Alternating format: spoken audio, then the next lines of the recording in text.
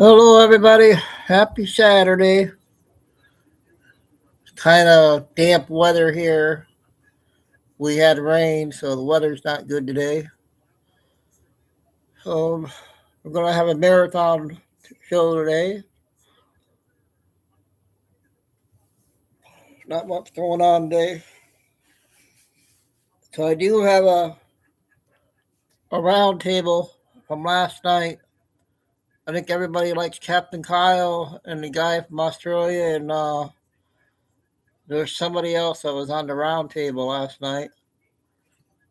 We'll play that later, or the second hour. The first hour we'll get all the short videos in.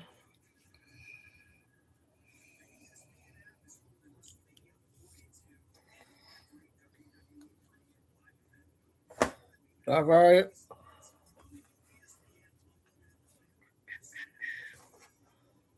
We'll start here in a few minutes. Top of the hour.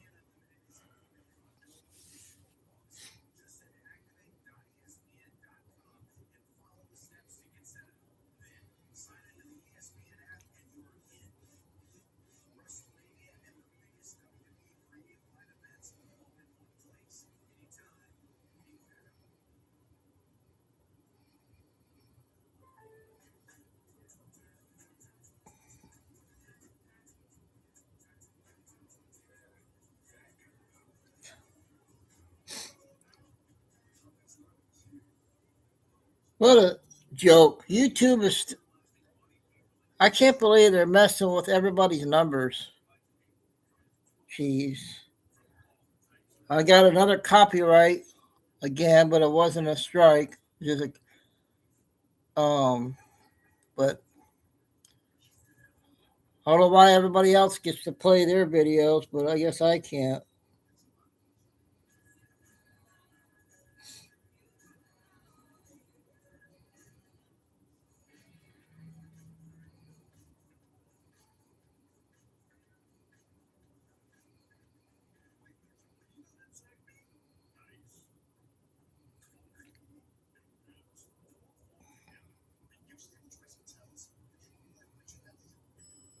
I'm trying to find a video of Kennedy. The one he played had 10 minutes on TikTok. The volume wasn't working.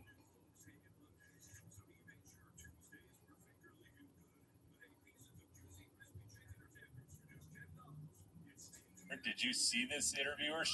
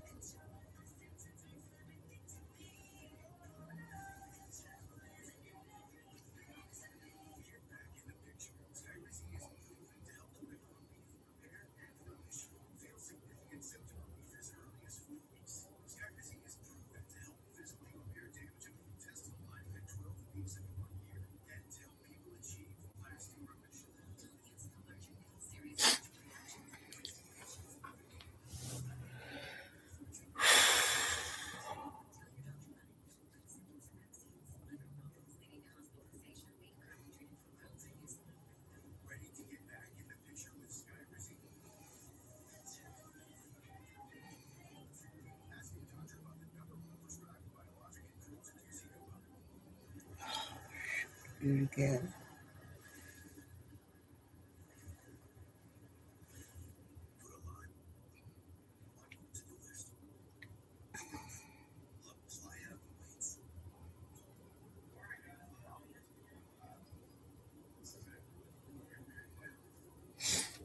Yep, I got a lot of good stuff like always. The first one is the three-letter word lady that used to work from TikTok. I got a clip from a guy that played her, so it's like two different videos. So kind of important one. Hey, Vigil, you working today? Well, today my brother-in-law, guess where he's at? He's out hunting turkeys today.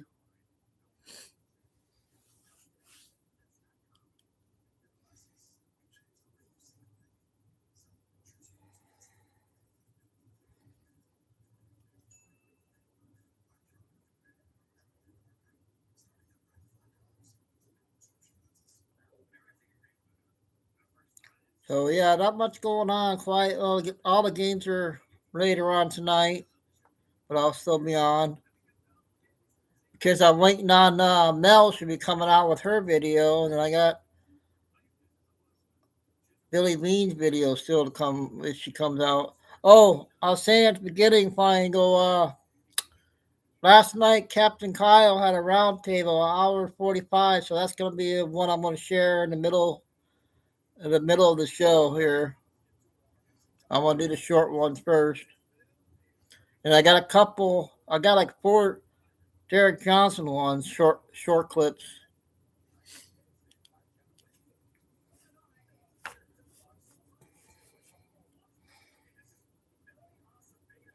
What's your wife doing? She working or she next to you?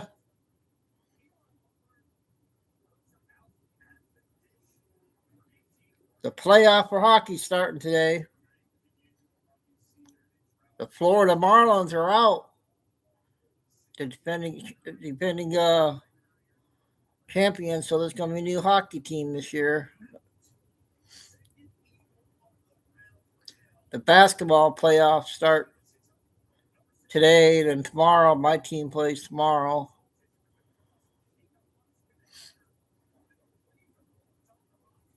Then I got my baseball.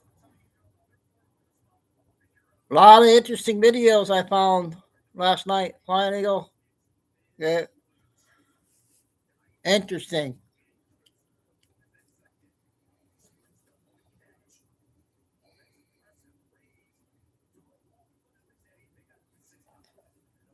After I play those 2 clip video ones, I want to play this one guy that does the preaching at the church. So far, you might know him. I don't know. He talks about the numbers and everything. It's an old guy, but he's like the devil. I don't know. We'll check it out. It's only 7 minutes. I don't know if that's any good or not. All right. Oh, we're past. Oh no, we're late. 12:01. We got to get going.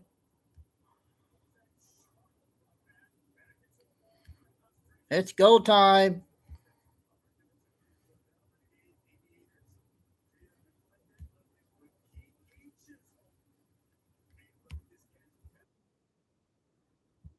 I might have played this before, but there was another video. Long right now, but yesterday was tax day, and in honor of that, him and Carolyn Leavitt got up on a press conference and tried to gaslight Americans into saying that gas is cheaper now than when Trump took office, even though it's around $4.10 right now on average, and it was $3.08. It's $1 more.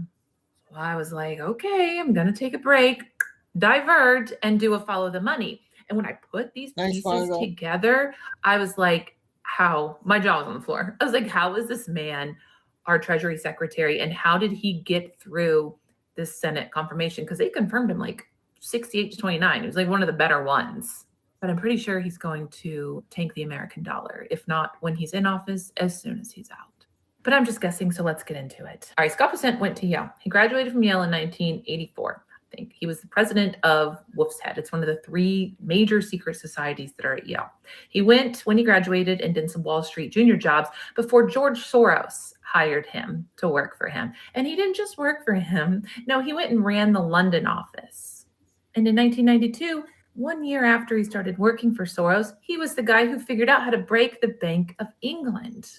So Bessent found the vulnerability in UK mortgages that identified that the British government was trapped. He had Soros bet on it, $1 billion. And in one day, the pound crashed. and Soros and Besant and the George Soros's firm, well, they made billions. In 2013, he did it again, but this time with the Japanese yen, and crashed that, and over 3 months made Soros $1.3 billion. So our Treasury Secretary is just really good at identifying vulnerabilities in currency, betting against them, and then having that currency collapse. See where I'm going with this? Aren't we so lucky? Dollar's not in harm's way at all, is it? He's also the one that hinted at making Iran's currency crash right before we went in for the war and why everyone was protesting. He did allude to that, which caught my attention, but moving on, there's a lot more. He worked for Soros, left for a few years to start his own management company. It failed. He went back to Soros. And then a few years after that, he was like, okay, I'm going to try again. And Soros gave him $2 billion to start the fund that he had up until right before, we're going to get to this, he became Treasury Secretary. This fund ultimately lost money every single year, except 2024, when Trump got into office, because they made a bunch of bets about Trump getting into office. But they lost money every single year prior, took all the $2 billion that Soros gave them and lost it. They were down to like 500 million or something. Then 85% of their investors pulled out right before he became Treasury Secretary. So he isn't good. He loses money, and now he's in charge of our economy. Okay, it's all making sense now. But on top of that, in his fund, while it was losing so much money, he had categorized himself as a limited partner, even though he was CEO, founded it, ran it. He was a limited partner. Then way he could evade $910,000 in Medicare taxes that he should have been paying. Then it went to litigation, and currently it's still there. Currently, he is overseeing, as the Treasury Secretary, his own evasion of taxes case. Make it make sense. Okay, September 2025. Remember that Argentina bailout that we did? It was $40 billion, $20 billion of which we gave them, bailed them out, and $20 billion of which they have to pay back. Well, his friend Citron, I forget his first name, he runs a hedge fund. They worked together at Soros, and they're friends.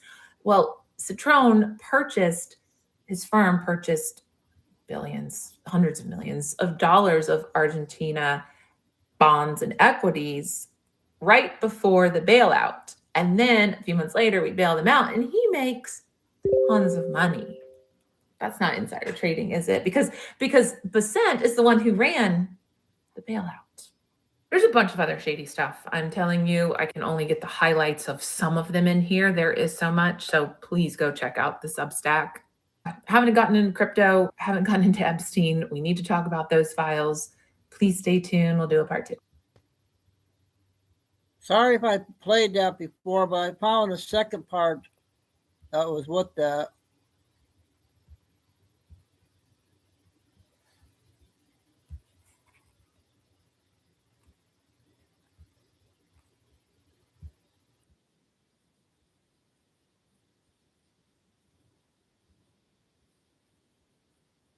Vetted this girl, but the intel and the research that she's doing is pretty fucking flawless.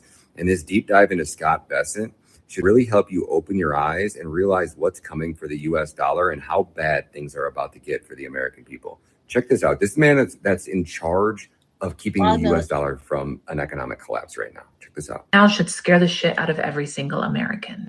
I wasn't going to do a follow the money on Scott Bessent because my list is so long right now. But yesterday was tax day. And in honor of that, him and Carolyn Leavitt got up on a press conference and tried to gaslight Americans into saying that gas is cheaper now than when Trump took office, even though it's around $4.10 right now on average. And it was $3.08. It's $1 more.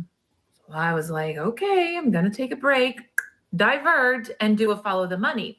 And when I put these pieces together, I was like, how? My jaw was on the floor. I was like, how is this man our Treasury Secretary, and how did he get through the Senate confirmation? Because they confirmed him like 68 to 29. It was like one of the better ones. But I'm pretty sure he's going to tank the American dollar, if not when he's in office, as soon as he's out. But I'm just guessing, so let's get into it. All right, Scott Bessent went to Yale. He graduated from Yale in 1984. He was the president of Wolf's Head. It's one of the 3 major secret societies that are at Yale. He went when he graduated and did some Wall Street junior jobs before George Soros hired him to work for him. And he didn't just work. That's the same stuff. But that guy was talking about her and stuff. So everybody's finding out, who's a good person to follow. Okay.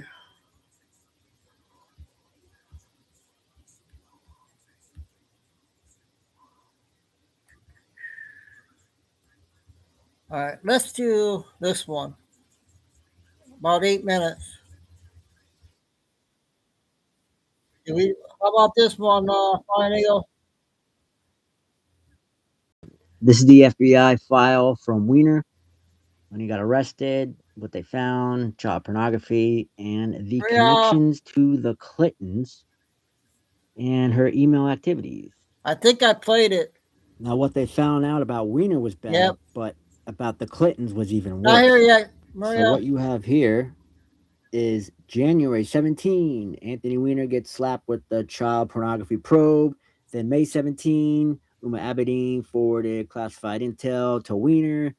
Then you have 18, in June 18, Inspector General report of the FBI corruption confirms evidence of sex crimes against children contained in Hillary-linked emails. Then, 2019, Epstein goes down for federal sex trafficking charges against minors. So Hillary is under investigation for money laundering and other alleged crimes linked to her and the Clinton Foundation, including pay-to-pay schemes and Uranium One and more. So this is when Bill was flying all over the world, Africa and all these other places while she was in office, and they were selling intel, secrets, and access to our government. All right, so this is where it gets juicy, all right? So after discovering a trove of over 500,000 emails, the new revelations on the contents from the presidential candidate Hillary, her subordinates, and even selected officials is worse than just mishandling classified and top secret emails, right? I knew They it. found money laundering, child... You guys, I'm starting to figure out Billy Mean. Oh, geez. God. She just came out with a 30-minute one. So it's gonna be a good day of intel. Hour and a half or hour and 45 1 minute. Now we got Billy Bean. Has anybody seen this one? I can't remember. Exploitation, sex crimes with minors, perjury, pay to play to the Clinton Foundation, obstruction of justice, and other felony crimes. All right, so after all the top brass and everybody in the NYPD found all the staggering, massive information, they told Comey and the FBI, like, look, you got to come through with timely indictments, all right, or we will go public, okay? He said, what's in the emails is staggering. As a father, it turned my stomach. There's not going to be any type of Houdini-like escape. We have copies of everything. We will ship them to WikiLeaks, or I will personally hold my own press conference if it comes to that. So this is when stuff starts to really hit the fan, okay? And in the meantime, you have Weiner and Uma. They know how serious this is. So they start actually cooperating with the FBI, and they start talking. They flipped. All right, so then while all this is going on, you have U.S. Attorney Preet Bharara. Okay, he issues a subpoena for Weiner's cell phone and travel records. And this is where it gets really spicy, okay? They found travel to the Bahamas and the U.S. Virgin Islands and other locations that sources would not divulge, okay? It showed their itineraries indicating Hillary Clinton, Bill Weiner, and multiple members of Congress and other government officials accompanied convicted billionaire pedophile Jeffrey Epstein on his Boeing 727 multiple occasions to his private island in the U.S. Virgin Islands, sources said. That's been dubbed, Orgy Island, Sex Slave Island, where Epstein allegedly pimped out underage girls and boys to international dignitaries. All right, so this was serious. This is where everything started to hit the fan and come out way before he got arrested. Another thing they said that was very interesting is that Hillary traveled with Epstein as a guest up to 6 times and Bill over 20 times, which we know is true with the files that came out. He traveled on the Lolita Express at least 26 to 27 times alone. And one thing that was very interesting is that the documents and emails were stored in Weiner's email on a server shared with a dog grooming service and a Western Canadian bicycle shop. Kind of a weird place, but I guess it's a good place to hide some illegal activity. Then through FEC records, they found out that Weiner was using congressional campaign funds over 92 grand, which went to Ann Lewis Strategies LLC to manage his email and website, according to the FBI. So the most important part of this is that when the NYPD threatened the FBI and said, if you don't do something about this, we're going to go public. That's when everything went sour. So after they threatened the FBI takes back the Weiner laptop and poof, it disappears. Then you have all of these officers that were involved. They all start magically dying with self-inflicted gunshot wounds to the head in a very short period of time. Over 9 officers, some within days after each other. So did they start targeting all these officers because they made copies of it? They knew that the FBI knew that they knew what they saw and what they had, and knew they had to get rid of them before this got out to the public. So this is Chief Stephen Silks, the one who allegedly made copies of the Weiner laptop and who allegedly shot himself in the head in an unmarked patrol car in civilian clothes just 1 month before he would turn 63 and face mandatory retirement. Chief Silks was very closely and heavily involved in the investigation of the laptop seized from former Congressman Weiner, which allegedly held volumes of Hillary Clinton email evidence on it. A fellow officer said that Silks was deeply committed to the job and reportedly submitted his mandatory retirement papers the day before. So he goes and shoots himself the day after? I don't think so. Other sources say Deputy Chief was heavily involved in the sex crimes investigations of Anthony Weiner, and the chief personally oversaw the evidence gathering from a laptop computer seized from Weiner in that investigation. The laptop is alleged to have contained numerous emails from Hillary Clinton during her time as Secretary of State and numerous files in a folder titled Insurance Policy, which reportedly contained extraordinary details about child sex rings operated by and for use of high-ranking government officials nationwide. And then ultimately, the laptop had to be turned over by the NYPD to the FBI, which allegedly lost it. Poof, it's gone. That's a bombshell right there. The rumors are that the Chief Silks took copies of the hard drive because they were suspicious of the feds and they wanted to make certain that the evidence was preserved so people will go down, okay? It is now believed that Deputy Chief Silks was that official, but no one is confirming or denying that information at this time. So was it Chief Silks, and was there any other officers? And is that why they all started to drop like flies one by one? Ladies and gentlemen, there are no coincidences. Okay, sorry if I played it already, but some people might have missed it.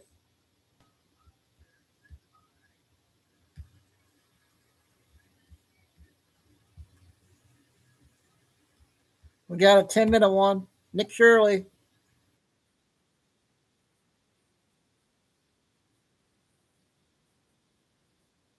For the word benevolent. Who do you think are the 3 most benevolent billionaires? What do you mean by the word benevolent? It's the most viral video potentially ever in the internet. The most viral video on X. All together across all social media, across the internet, that video got 4 billion. Whoa. What's your response to that interview? I got a hot question for you. You ready? Ready. All right. So we actually used Claude AI to scrape the internet for the most viral moments tied to your name. And here's what it came up with. There was some controversy around your Channel 5 interview with Andrew Callahan. A lot of people online were bashing you online for the word benevolent. What's your response to that interview? Yeah, that interview with Andrew, it was a 2.5 hour long interview. He cut it down to an hour long interview. So imagine me and you have this conversation for 2 hours and you just chop out an hour of the conversation. Everything that you say? Yeah. Like, that's not how a podcast works. Oh, man.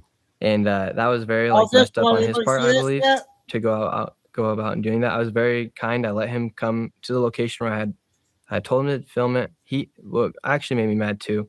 But first, so that was like 72 hours after I'd posted the video. I've been functioning off of literally like 6 hours of sleep that day, or 6 hours of sleep those past 3 days.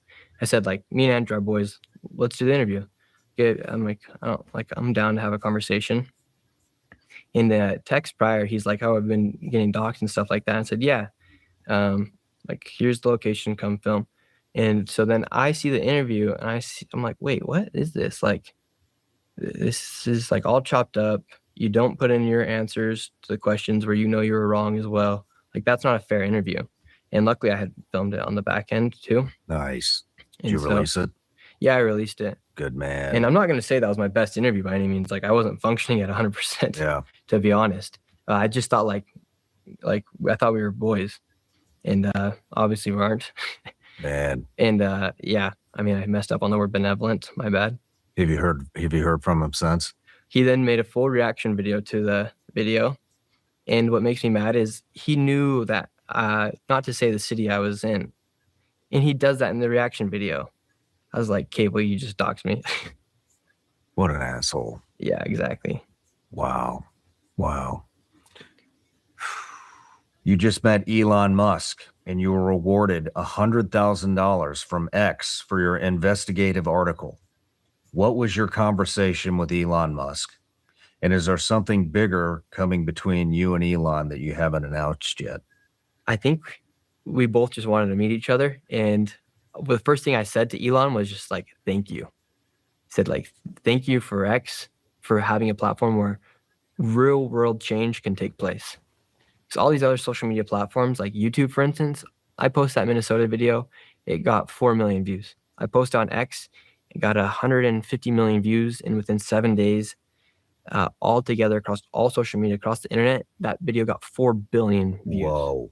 Whoa. 4 billion views. Holy shit, dude. Yes. Holy cow. And I said, thank My you. whole channel has like 2 billion views. Yeah. So that Minnesota video Oh my gosh. is the most viral video potentially ever in the internet. The most viral video on X. That's what they told me at X as well. And so I said, like, thank you. Like, your platform is where real world change can happen. Like, this can't happen anywhere else. And I don't think too many people actually like say thank you to Elon Musk. Like, do people realize what he's actually done for society? Like, between Starlink, between Tesla, between the between X, between the tunnels, like, do people realize how much this man has done? PayPal, too.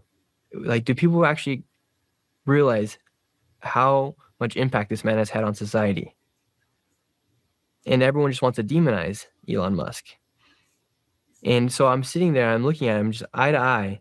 I'm like, wow, like, this man has done a lot for society. Mm-hmm. And he's taking his time to just talk with me. Like, I think we both just wanted to meet each other. Hopefully he'll be a president and someday. to have a conversation.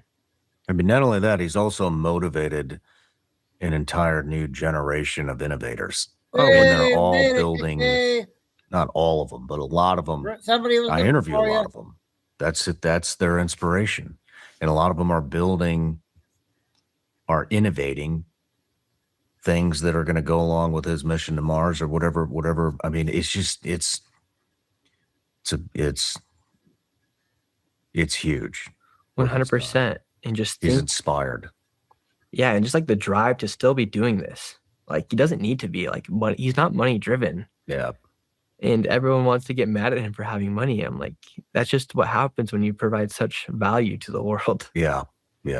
And so we talk, and I was super nervous to initially go in there because, like, the first floor of X is like the first floor of X is kind of like more like a common area, and like there's like a cafeteria, and they have their offices where they're doing certain stuff, and then you get up to the second level where he's at, and that's like more like serious vibe. Like, all the lights are dimmed. There's a lot more like artwork of like the SpaceX, like the X, like the galaxy and stuff like that. And then you get back to where Elon is, and he has all his security, and there's windows, and he has security everywhere. Like, almost nearly every single window there's a security guard. And so then his assistant comes and grabs me, and I walk over to Elon and take my hand, take me in. We have this conversation, and we like I said, the first thing I said is like, thank you, like for what you've done. And I told him like some things I think that X could improve on. And then I was super nervous. I had like a whole itinerary of stuff I thought I was gonna have to like lead this conversation. And then we just started talking about like the fraud and his experience with exposing the fraud and like how incompetent the government can be at times. He told me like in PayPal, when they were building PayPal, they'd make these cases of the people that are committing the fraud and give them to the FBI. And he'd be like, go, like arrest these people. And the FBI wouldn't do it, or it'd take a longer time. And he kind of talked about how kind of incompetent the government can be. And then we just talked about like how corrupt it is and like how suppressed we could become and what will happen if we do become suppressed and oppressed from the government. What does he say will happen? Potentially like a war could break out, or states that could start to secede. Mm-hmm. We talked, I mentioned like, one of the reasons why I got into this is because I started to see what's happening in the UK. I told him this, and he's like, I can't even go to the UK. He said, I think I'd be arrested. And he says, people don't realize how bad it is until we are oppressed to a point. Yeah. Man. Can you imagine being in my position, just like sitting there talking with Elon? It was very surreal. I'll bet it was, man. I'll bet it was. You want to hear something funny though? Yeah. So I probably had like the craziest 72 hours of my life, because within 72 hours, I met the richest man in the world. Then the most powerful man in the world talks about me in a cabinet meeting. And then I meet the vice president as well, all within 72 hours. Pretty It was wild, pretty crazy. isn't it? Yeah. I also went to 7 different states in between those 72 hours to like make all this stuff happen. Life's a hell of a ride, isn't it? Yeah, it really is. It's fun. I'll bet. No matter where you're watching the Sean Ryan Show from, if you get anything. Yeah, like what Nick Shirley just said, his last word. It's fun. Yep. That's why I like doing this. It's fun. I don't have no money involved.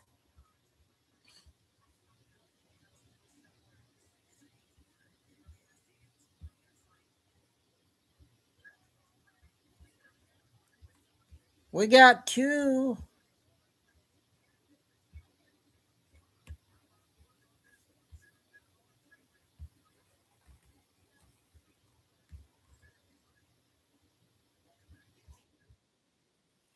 We got 2 Bill Clinton videos. 5 minutes on the first one. And I said, you should say that I've sometimes caused pain in my marriage, and I feel very badly about that. I have acknowledged wrongdoing. I have acknowledged causing pain in my marriage. So in 1992, Jennifer Flowers claimed that she had a 12-year affair with then-Governor Bill Clinton, who was campaigning to become the next president of the United States. And Jennifer Flowers went public with those claims, which Clinton ultimately admitted to. But before all of that, he called his advisor and friend, our next guest, and asked him a question that will absolutely shock you. Dick Morris advised Bill Clinton starting back in the 1970s when he was running for governor, and he has been a political advisor for the last 50 years. Dick, it's good to have you back tonight. In the book, The Loudest Voice in the Room, it says that Bill Clinton asked you to poll test how a divorce would hurt his political future. Did he really ask you that? Yes, actually, several times. It was a constant topic of conversation between then President Clinton and myself. And the storminess of the Clinton marriage was made that relevant. It's important to realize that during this period, Hillary was very, very ambitious. We had no idea that she would ultimately run for president, but she was certainly. Got another Nick Shirley video, just came out like 2 minutes ago. 35 minutes.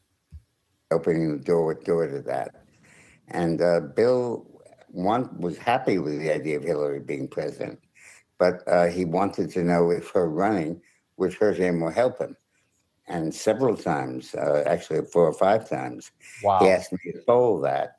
And each time, and when the interesting thing was the first time I did that, and the most consequential, I came back to him and I said that if you did that, you have to prepare people by explaining how Hillary has an independent career and has independent priorities. Well, and he was also having affairs, and he was, Bill Clinton was, there was obviously Paula Jones, there was Jennifer Flowers, and Monica Lewinsky would come.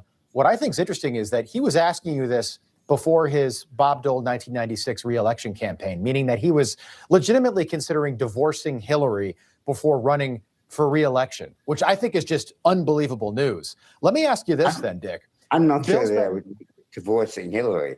The issue was in part Hillary divorcing him. Oh, even more interesting. Wow. Let me ask you this. Bill Clinton's been out of office for 25 years. Why do you think they're still together now? Well, I think that Hillary made a calculation about her relationship with Bill. I think at the beginning it was true love, and I think it was that until the true love, yeah. thing came along. Yeah. But I think that fundamentally Hillary realized that as long as their relationship, her power and her prestige was entirely dependent on her marriage to Bill, that it was a shaky reed, and that the result of this polling was to suggest there was not enough to be Mrs. Clinton. She had to have in her own right credentials and things she could run on, that she did. And the plan was always for her to run for president. And ultimately she did so. And Donald Trump beat her in 2016 without any problems. But isn't that interesting that maybe she would divorce Bill? But maybe they had some kind of arrangement. He got out of office in January 2001. And then it was Bill gone wild with Jeffrey Epstein and others, allegedly, reportedly, of course. But it seems like that's what happened. Dick Morris, we appreciate you being here. Good to see you. Thank you. I remember showing his videos when he was on. I got a gas video, 5 minutes, and then we better get to Billy Bean because we got Nick Shirley, and then we got the big round table, plus much, much more.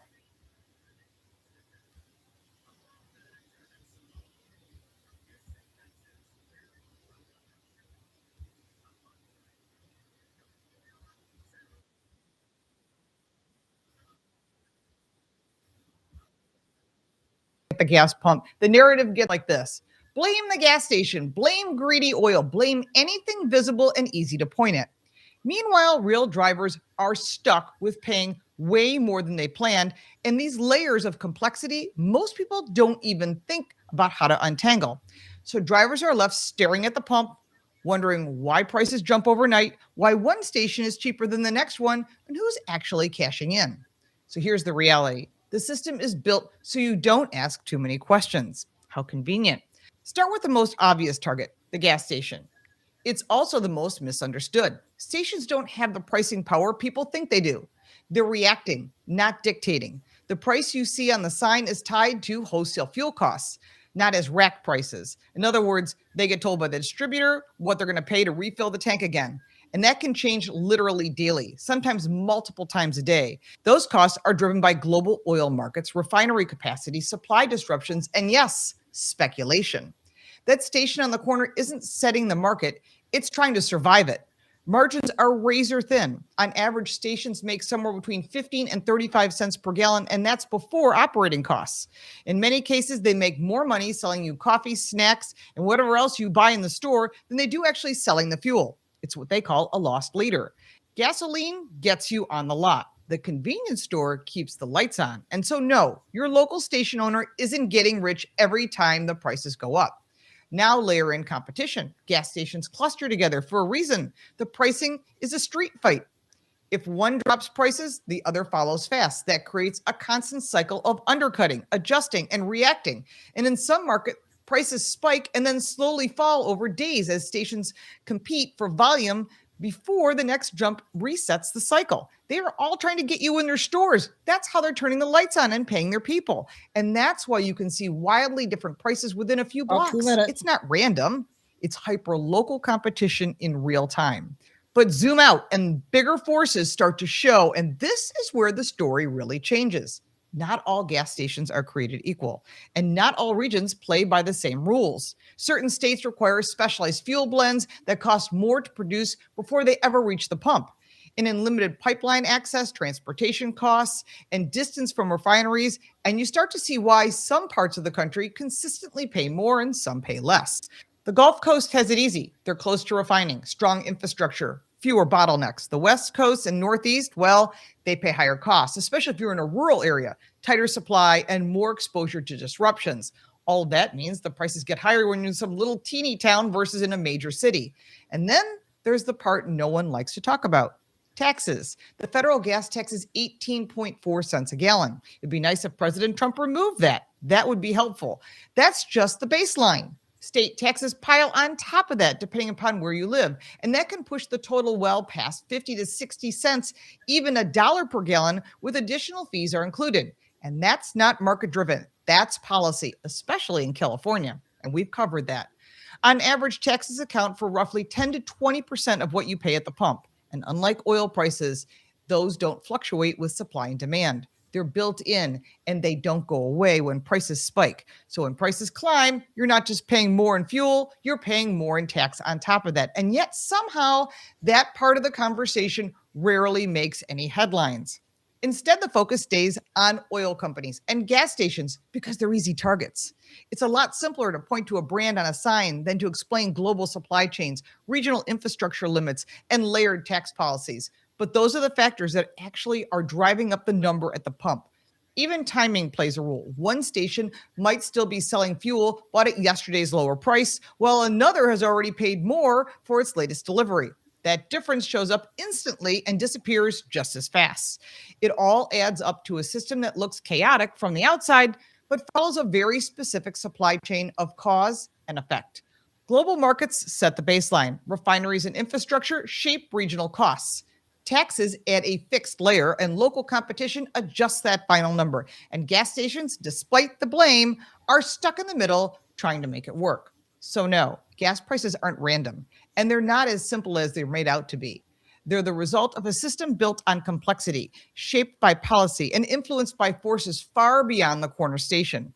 And once you see how it actually works, one thing becomes clear. The price you're paying isn't just about fuel. It's about everything built around it, especially the taxes. Remember, your vote counts. And next time someone says they're going to lower gas taxes, they better do it. If you like this video, give it a like and Okay, gas lady there, update. It's okay, I found that one old lady that we used to play. She might have changed her platform. We'll check her out, see, let me know when to stop, all right? She changed. I got her on TikTok. And then we'll play Billy Bean.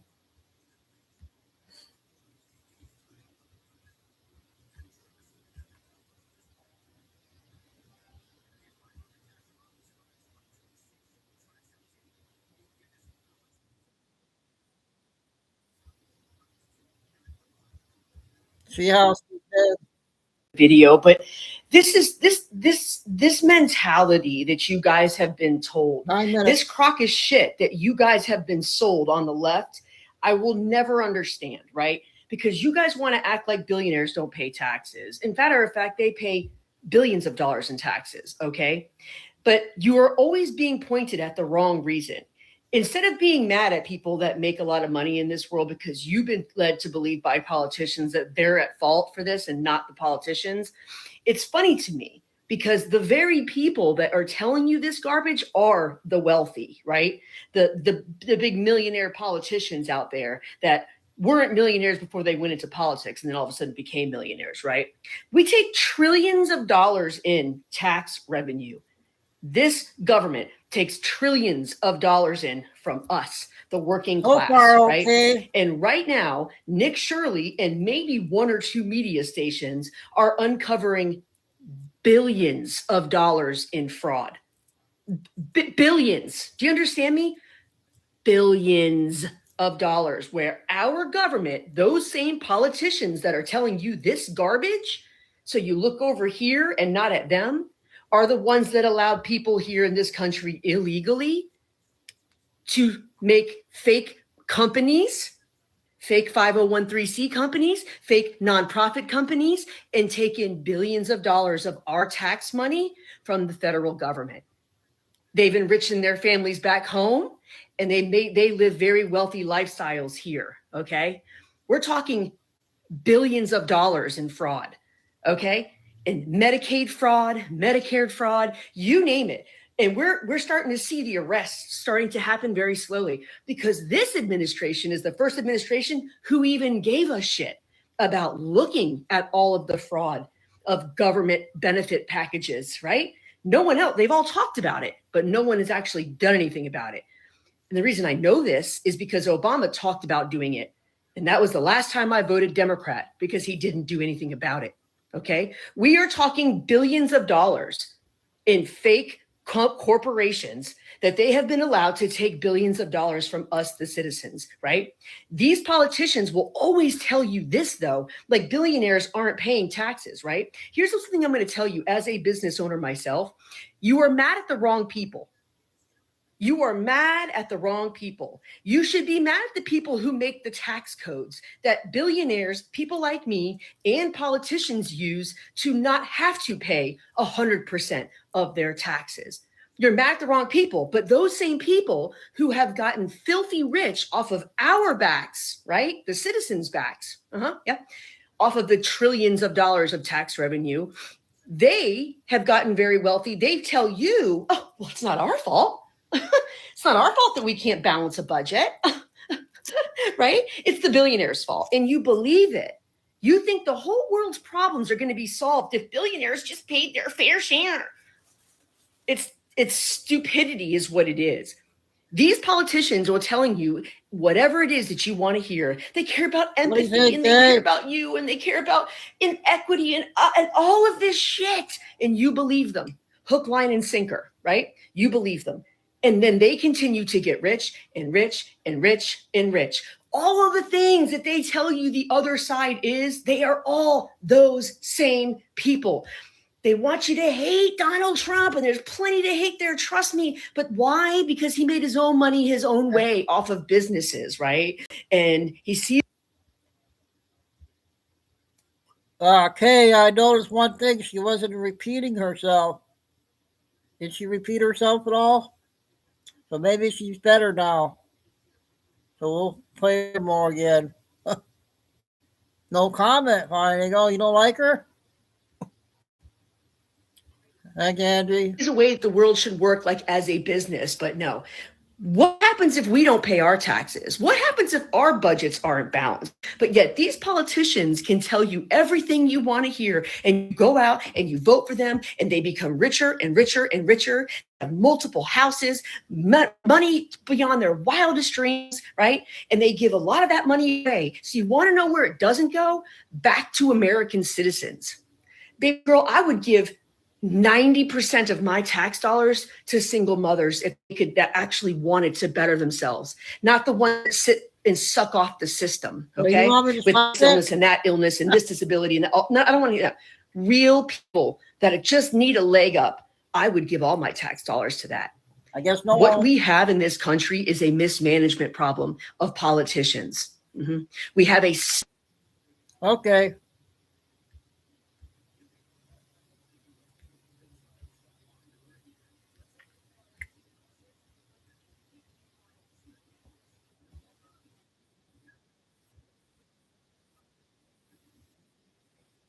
Is April 18, 2026. Time in Texas, about 10 a.m. Some of the things we'll cover. G2, KP5, President Trump okays LSD plus, and the U.S. military, we now have substantiated, is actually fighting against Iran, Russia, and China. And we see Russia prepping to hit NATO. So let's get started.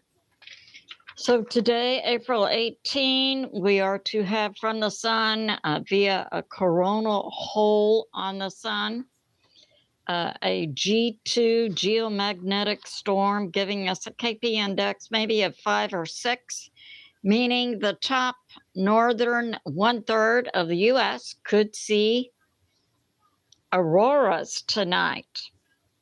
And we have this from YouTube Space Weather, formerly suspicious observers. Yeah.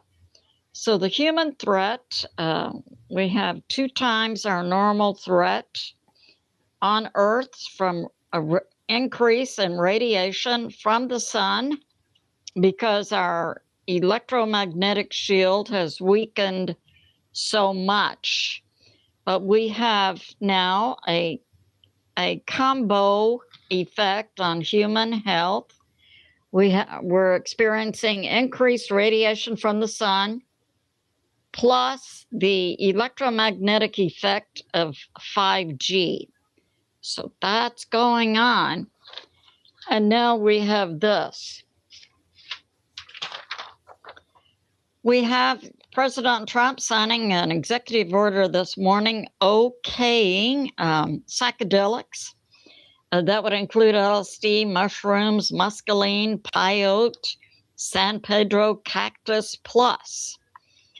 That these psychedelics were banned by a 1970s law that was really to take down the hippie movement inside the U.S., make love, not war, because these chemicals, these substances produce in the brain an increase in serotonin, dopamine, norepinephrine, similar chemicals that are activated in the brain when we are in love.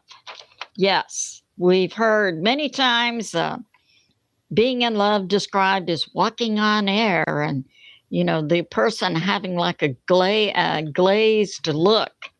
That's because those are natural increases in brain chemicals.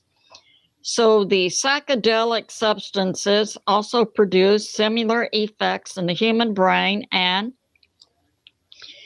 are a definite cure for human depression, as well as demonstrating a significant help to our vets who are suffering from PTSD and so on.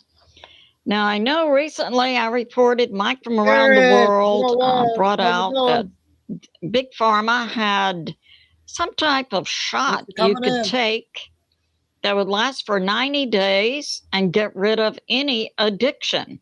So I believe it's along these lines also. Also, President Trump heard a program on Joe Rogan recently regarding the psychedelics. He had Health Secretary RFK Jr. look into it, and Dr. Oz. And now today, so that was 1 week ago. So in 1 week, President Trump was able to bring about FDA approval of using psychedelics for people suffering from depression and PTSD and other things in a controlled environment. So we know LSD is a substance that produces hallucinations, but also activates within the human brain very positive brain chemicals, like being in love. So way to go, President Trump, a significant help to our vets suffering from PTSD and for people suffering from long-term depression and for people who are trying to kick an addictive habit. So way to go. Now I have more feedback from my Patriot subscribers. So I brought out on my last video, Walmart equals a safe house. And that reports that people were seeing empty containers in Walmart parking lots. Now I have additional information from other Patriot subscribers saying they're seeing similar things in big box stores like Target and Kroger. So my Patriot subscriber says, this week I noticed at Kroger empty containers all across the parking lot. And at Target, I noticed many new people working in the store I had not seen before. And they were massively stocking the shelves with many items that in the last few months I had to order from Amazon. So we see, I have Patriot subscribers from different parts of the U.S. talking about similar things, empty containers in big box stores, Walmart, Kroger, and something unusual also going on in the big box store, Target. So I submit, keep your eyes open, and if you see anything, well, send me a comment. Thank you so much. We have this from Daily Mail. Now, President Trump, in the last week or so, also has been brought up to speed on the 10 missing scientists, and he even had an intel brief on this in a skiff. And we know these 10 missing scientists have gone missing, are turned up deceased, with no autopsies allowed on their bodies. So we don't know actually if the person said to be deceased is actually the missing scientist.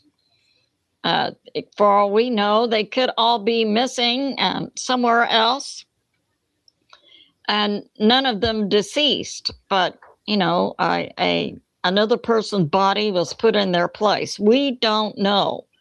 This does sound like a conspiracy, but we have scientist number 11 added to this list, who disappeared a couple of years ago.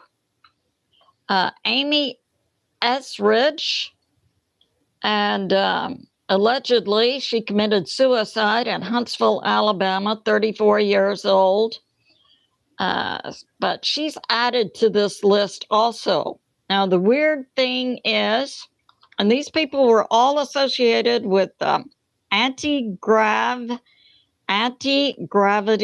technology, space, engineering, big tech, and were associated with NASA and Los Alamos. Now, the weird thing is we're also hearing that similar disappearances of scientists working in the same field is being reported in other nations, particularly China and Russia. So something's going on. But President Trump has, in the last week, been brought up to speed on it. We have this. We saw recently Representative Swalwell, Democrat, California, dropping out of the California governor's race, also resigning from Congress, House of Representatives, as well as Tony Gonzalez from Texas. Now we understand there are 22 more to go in the House and the Senate who are really up to their eyeballs in some very bad things. So that's going on. And we have this. We have also, so we had a ceasefire begin Friday night, today, Saturday, at midnight, to last for 10 days between Israel and Lebanon. Now, what we're hearing today is that Israel is hitting some locations in Lebanon. Now, we were to understand this was to be a ceasefire between Israel and Lebanon, and that Hezbollah, the proxy arm from Iran, said, you know, you can make all the ceasefires you want, but that doesn't affect us. Now, Israel was given the leeway to also, of course, defend itself. If Hezbollah was going to fire on Israel, Israel could defend itself. So we understand Israel made 2 hits this morning on Lebanon. We do not have clarification yet as to why, but that's going on. And we have this. We have President Trump. Okay. During President Trump's first term in Iran, a General Soleimani passed away, and he was the inventor of roadside bombs that killed and maimed many U.S. military soldiers. And so that was part of our reasoning for going to war against our conflict with Iran, in addition or in support of Iran not being allowed to get a nuke. I submit, and I have maintained for decades, that Iran already has nukes. I don't know how they would launch them, but I believe they do have them. And we see the U.S. military blockade working. Now, there's been confusion about this blockade. So we have Iran. We have the Strait of Hormuz. Here's Oman. The U.S. military blockade is from Oman across this way. It's not directly in the Strait of Hormuz, which is this area right here. The U.S. military blockade is outside the Strait of Hormuz. So we see yesterday Iran saying, oh, the Strait of Hormuz can open as long as you pass through our route and you pay us $2 million. And but you have to take down the blockade. So the U.S. military is not taking down the blockade. And so what we saw this morning is that Iran is firing upon ships now passing through the Strait of Hormuz. We do have U.S. intel reports that at least 2 vessels this morning were hit by gunfire from an Iranian gunboat, a small speedboat.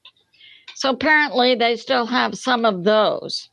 We're hearing also that the U.S. military has turned around 23 ships. The blockade is only against ships going to and from Iran ports. So that's going on. And we have this. Yeah, the IRGC this morning fired upon 2 vessels. We don't have identities yet on the vessels. But the U.S. military maintains the blockade, which is significantly harming both Iran and China in terms of oil.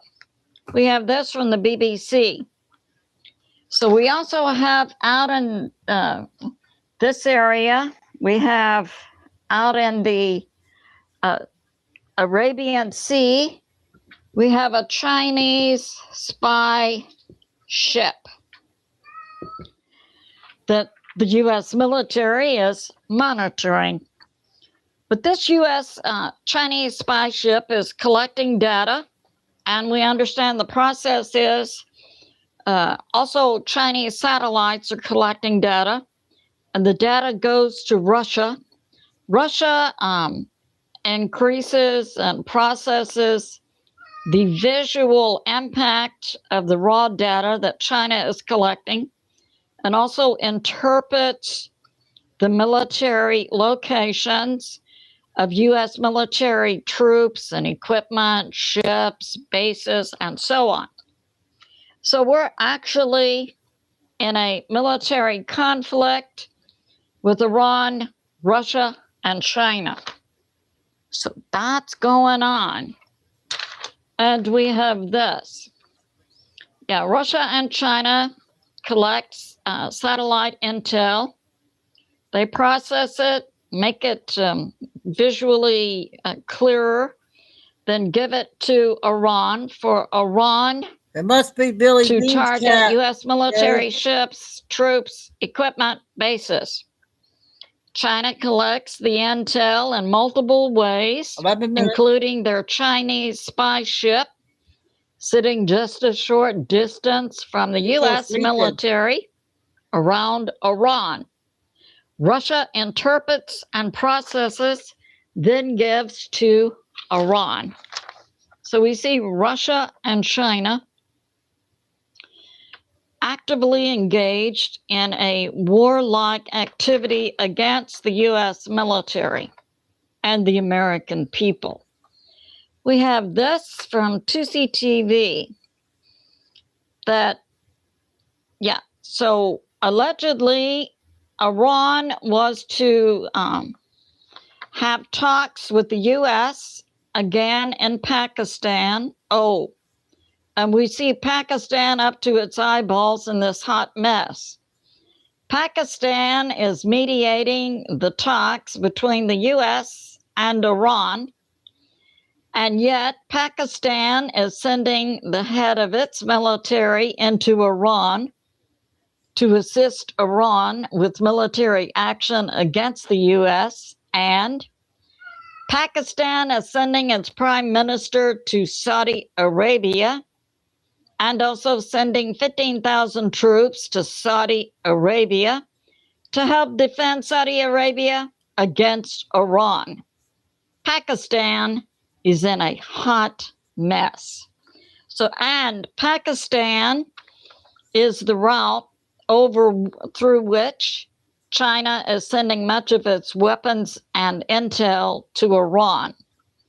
Russia is sending weapons and intel to Iran, also over the Caspian Sea. So we see Russia and China also up to their eyeballs in this hot mess. We see Russia, China, Pakistan, and Iran colluding against the U.S. military. So that's going on. So there were supposed to be talks again in Pakistan Monday. However, this morning, Iran fired upon two ships inside the Strait of Hormuz. And Iran says it's not going to engage in talks until the U.S. military takes down their blockade. I got this to say to Iran. The ceasefire the U.S. agreed to is up next Wednesday. Heads up, Iran. So that's going on.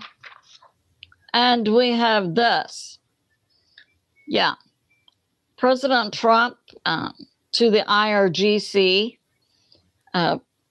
President Trump Friday put out that the Strait of Hormuz is open. The IRGC came out, and there were big disruptions between the multiple factions inside Iran. Arachi, the foreign minister, made one statement, and the IRGC said to Arachi, "Shut up." And it's not known exactly who can speak for Iran, but there are multiple reports of chaos going on inside Iran between the multiple factions there. And we have this. We have also, so there were supposed to be talks Monday. But Iran today, Saturday, said, we're not coming unless you drop that blockade. The U.S. military blockade involves 15 U.S. warships and 10,000 troops and is working just fine to turn ships away from going into Iranian ports. So that's going on. And also depriving China of oil. We have this from Monkeyworks that Europe is down to about 6 weeks of jet fuel, meaning we should see major impacts on Europe and their ability to put planes in the air very soon, because Europe is also being deprived of oil. And we have this from Fox that Iran continues to execute Iranian unarmed civilians. Day in and day out, the psychopaths, IRGC, are continuing to execute its own citizens who are talking out against the government. And we know in Iran, when a woman is raped, she is found guilty of the rape and executed. And we have this. Yeah. So Iran continues to execute its own citizens. So U.S. intel, today, Iran allegedly said ships could pass through its route and pay it $2 million. But this morning, we have verified reports by 2 vessels who were fired upon this morning by Iran. Oh, and when that happened, the UK and France said, well, now that there's continued gunfire, we can't send ships to the Strait of Hormuz to get it open. We can only do that after the U.S. Takes care of this conflict. Then when there's no more gun shooting, UK and France can come in. It'll be a great photo op for us, and we can take credit for opening the Strait of Hormuz. I got this to say to the UK and France: shut up. The American people are awake. Didn't we just see you not only saying the U.S. couldn't fly over your airspace to hit Iran, as the U.S. stands up against a monster government who has nukes, I believe, and would use them against America and Europe and the rest of the world. So I got this to say to the pukes in Europe: shut up. But not only did Europe say you can't use our airspace, they said you can't use the airspace over U.S. military bases in Europe to hit Iran. So that cost the U.S. military billions of dollars, because the U.S. then had to launch hits on Iran from America 18 times, 30-hour trips. I got this to say to Europe. The U.S., the American people want the U.S. out of NATO. And I got this to say to President Trump: let the European pukes defend themselves. So that's going on. And we saw this morning, 2CTV, based in UK, had reporters in going to Paris, France, I believe, and Macron, an exemplary example of communism at work, arrested the UK reporters. Why? Because in Europe, free speech is not allowed. So that's going on. And we have this.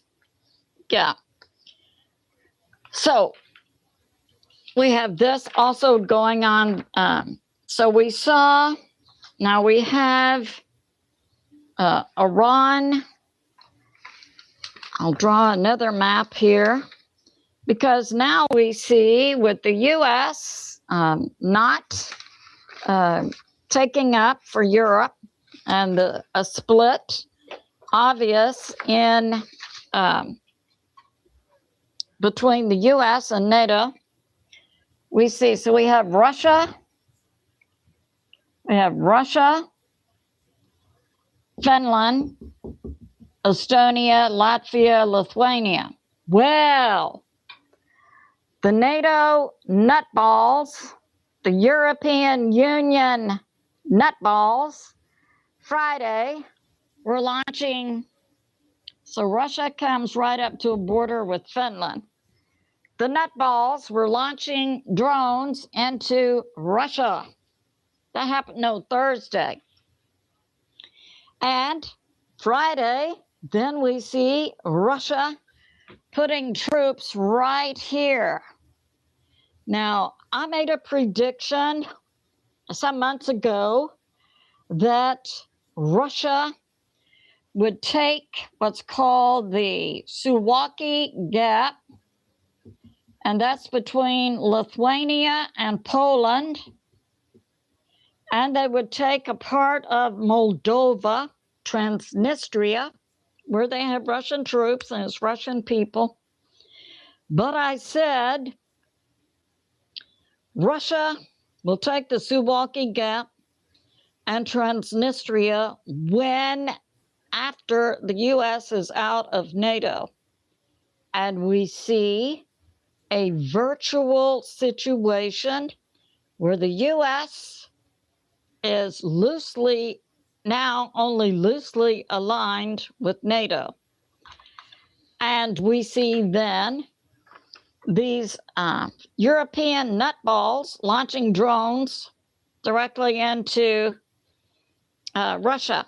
Russia now standing up its troops. Now, Article 5 of NATO, a hit on one is a hit on all, we'll all defend, does not apply when the NATO nation initiates the hits on another nation. Article 5 of NATO only applies when a NATO nation is hit by a non-NATO nation, or it could be another NATO nation, in an unprovoked attack. Here we see NATO nations directly attacking Russia. So, hey, Europe, your leadership appears to be on the same level as the leadership in Iran, not attached to the real world. So this concludes my update.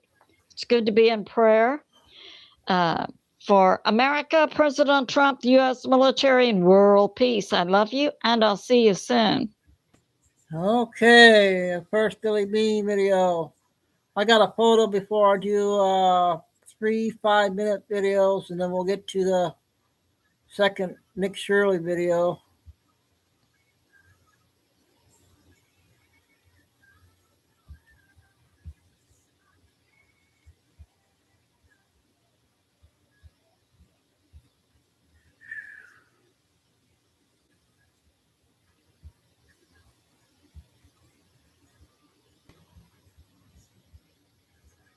You guys see the difference on that?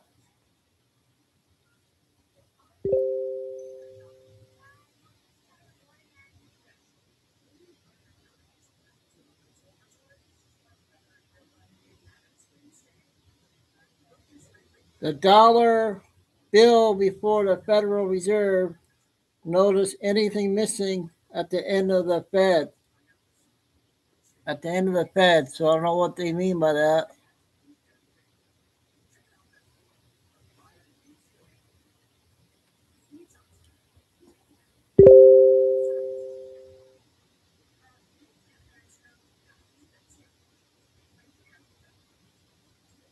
So the left one, is that going to be the new dollar bill?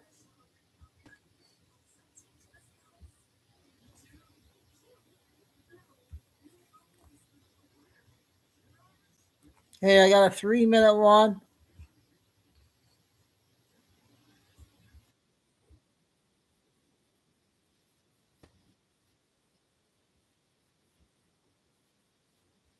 About here and the high level positions that they've had and the number of people that have gone missing.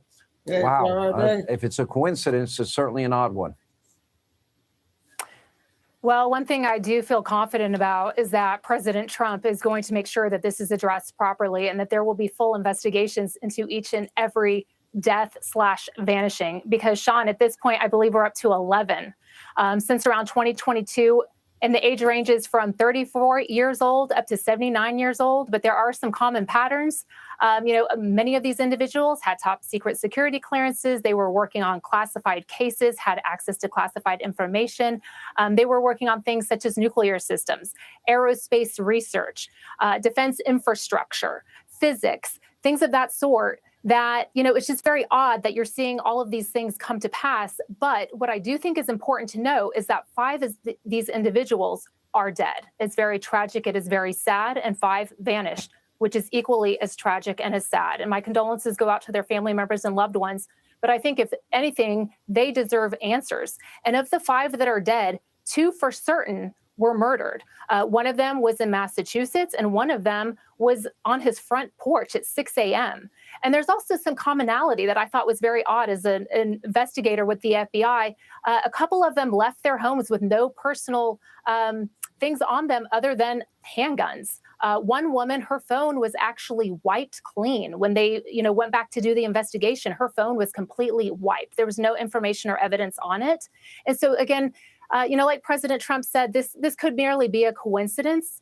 But I think the key is that the FBI and other investigative agencies should get in there and determine what exactly happened. And because it does involve multiple states, we're talking from California all the way out to Massachusetts and across the country. There were a couple in New Mexico. They will be looking and linking it. And so I would believe that the local law enforcement that did the initial investigations into these deaths will be working with the feds, and the feds will look at common patterns overarching what exactly occurred. And hopefully we do get answers very soon. But it will take time. It is sensitive. These are classified information involved in these cases. So you cannot necessarily expect to hear all of the details of the proceedings. All right, Nicole Park. Okay, update on that.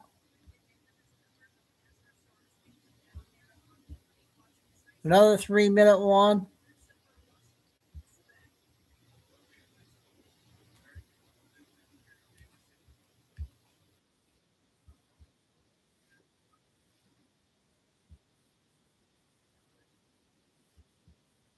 Feed families into a multi-million-dollar criminal enterprise.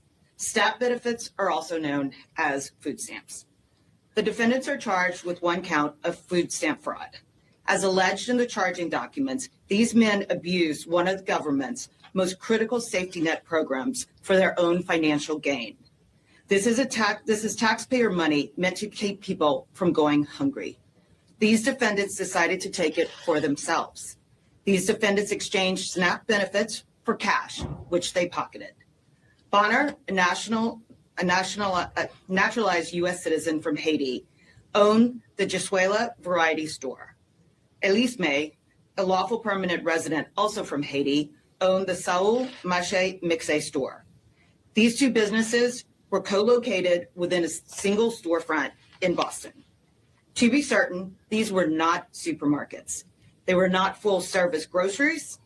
It would be a huge stretch to even call them convenience stores. In fact, the only thing convenient about these stores was how easy it was to commit SNAP benefit fraud.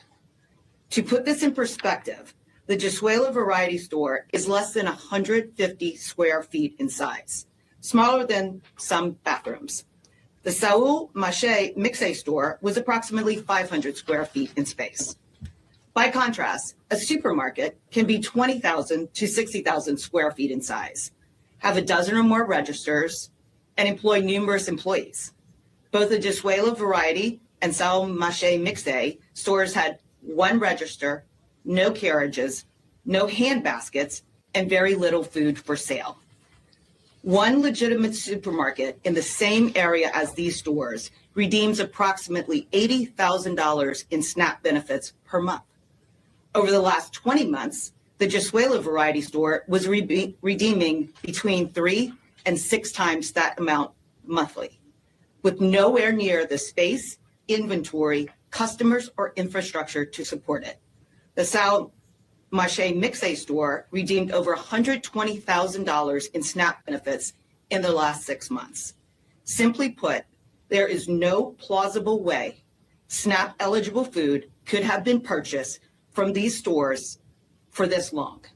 Yet, these two stores are alleged to have illicitly trafficked nearly $7 million in SNAP benefits.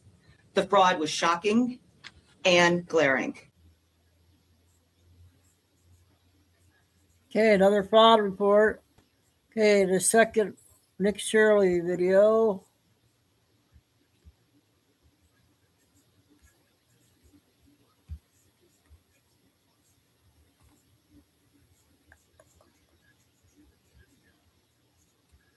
Ah.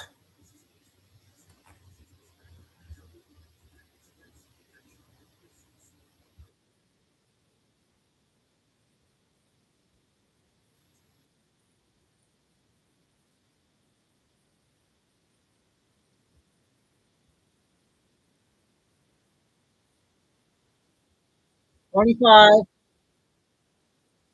They are trying to pass the Stop Nick Shirley Act. The official title of this bill is AB 2624. And today we're going to be confronting the legislators that are trying to pass this bill. And if this bill were to get passed, instead of going after the fraudsters, they're trying to make it criminal to go after the people that are committing this fraud. For instance, it would become criminal to film and reveal info on taxpayer-funded immigration services like healthcare, which would include daycare, hospices. It also covers counseling services, translation services, and immigration legal services. So for instance, if the Quality Learning Center was inside of California, it would be illegal to expose them. It would make it illegal to film government-funded NGOs.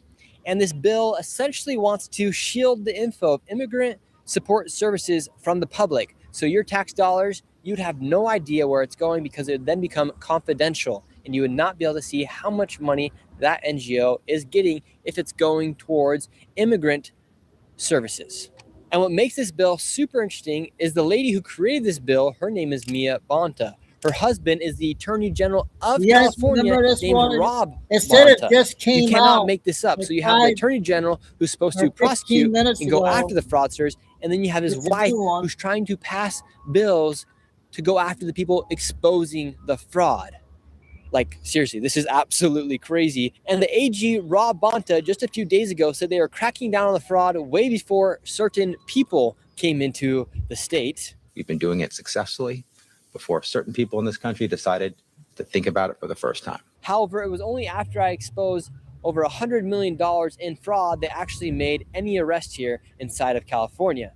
Let's say this bill gets passed. What could happen to you if you expose fraud or go and look into immigration services? Well, you could receive a $4,000 fine underneath a civil fine, a $10,000 fine if it's criminal, and a $50,000 fine if it becomes a felony. You may also face potential imprisonment and your content be forced to be taken down. This is a complete violation of the First Amendment, as they are trying to take down and suppress your own speech, make it so you can't film in public, which is taking away your freedom of press.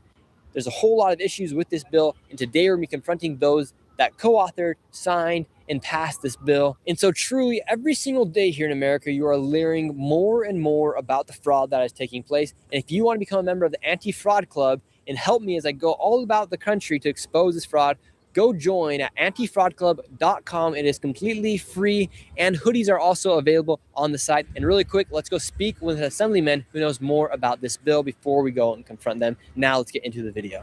What's the truth about the Stop Nick Shirley Act? So you've heard a lot of people trying to call you a liar. Why don't we just read the bill? I think that's what everybody just needs to know. So in this section of Yeah, this AB is the new one. 2624, which we call the Stop Nick Shirley Act, it says a person, business, or association shall not publicly post or publicly display, disclose, or distribute on the internet or social media, the internet, the personal information or image of a designated immigration support service provider, employee, or volunteer if that individual or individual entity or organization authorized on the act of their behalf. And that's just some of the language.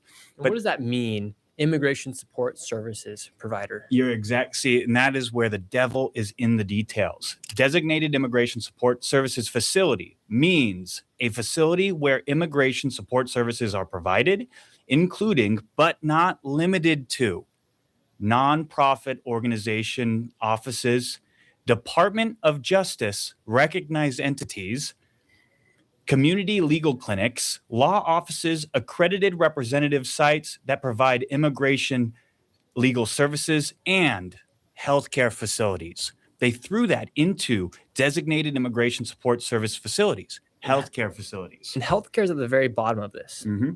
But that's where a lot of the fraud's taking place inside of Medi-Cal.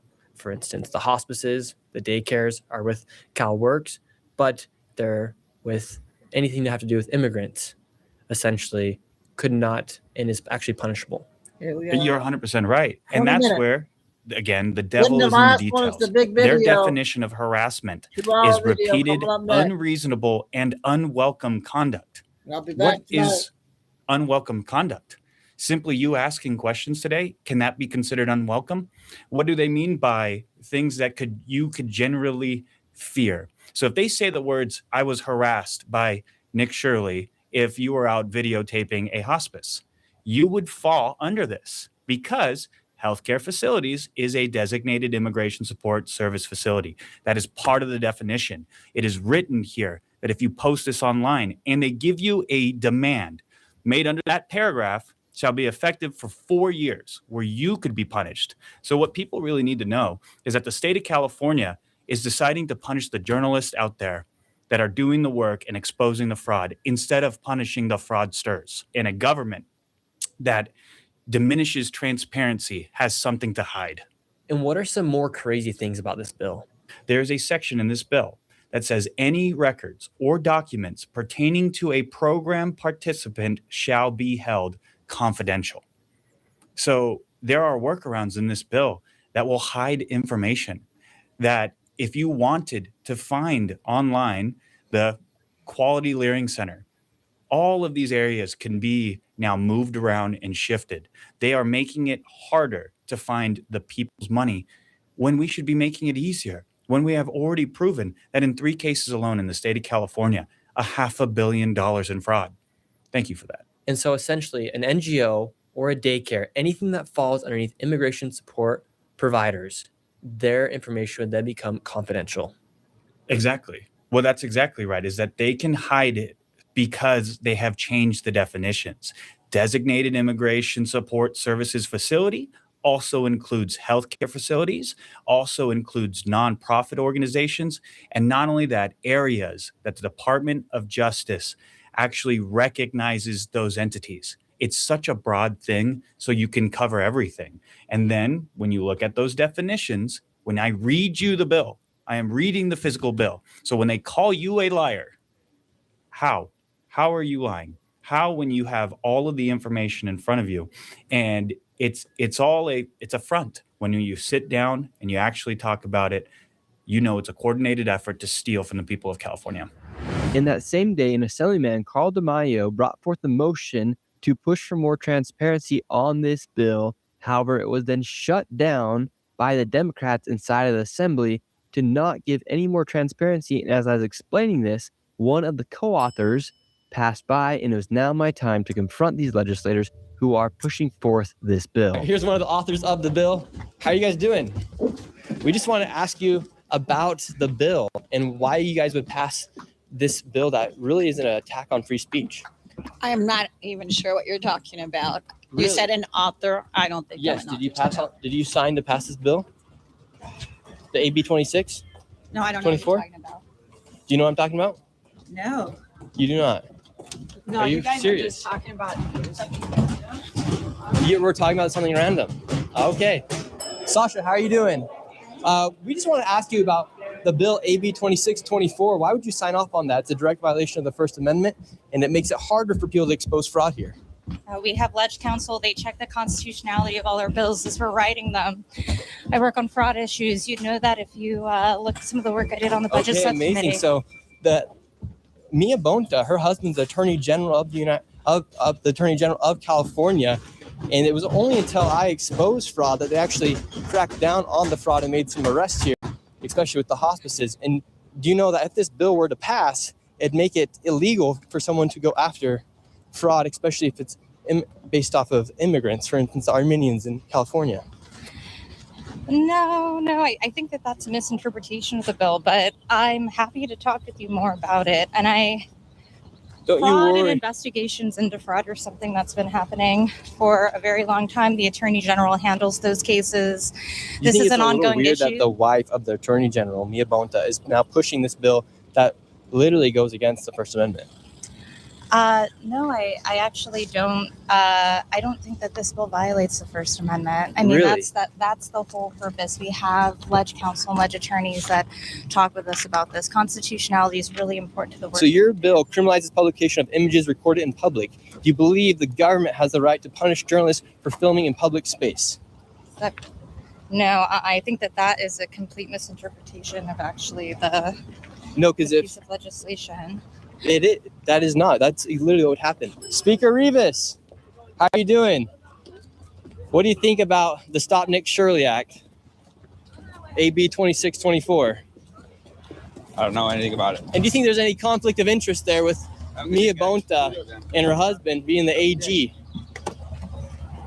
That just shows you everything you need to know. These people won't even answer the questions. So you signed off, you're a co-author of the AB 2624 bill. What made you want to sign off on this bill that would literally make it so NGOs don't have to disclose their money? Yeah, we'd have to go back and look at the materials from that committee hearing.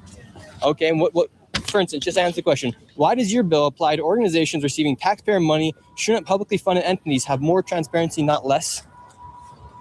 Restate the question? Yeah, so entities that receive money from the government, shouldn't there be more transparency and not less? I think we want to make sure that we are being accountable to public funds. Yes, and so you signed off on a bill that would make that harder to have transparency. Well, I don't think I see it that way. I think that we're making sure that, all of our systems are able to get the money out to community and that there's transparency and accountability incorporated. But you're literally signed off on a bill that would make it for less transparency, sir. That's debatable, and I don't It's not debatable. They're going for immigration-based services. They're trying to make it harder for money to be disclosed. Thanks. Look, they just run off. Oh, How are you doing? I just want to say hi. So great work. Very Thank you. proud of what you're doing. And how come you think that they're just sign off on a bill that would make it harder for organizations that receive taxpayer dollars to be? Don't agree with it. I think you're on the right track. This is an attack. It should not be. It's not right. You're doing well. Thank you very much. Thank you. Thank you. You're a co-author of the Stop Nick Shirley Act. Oh, you know who I am. My name's Nick Shirley, ma'am. I have no You signed idea off on who the you are. AB 2624 Act. Can you tell us about what you did on I that? don't even know who you are. Well, Are my you a name's Nick blogger? Shirley. But either way, can you tell me about this assembly bill you're trying to pass? Shirley.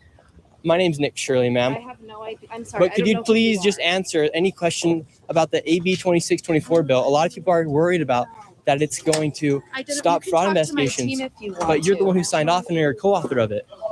These people are crazy. They can't even answer questions about the bills that they're co-authoring.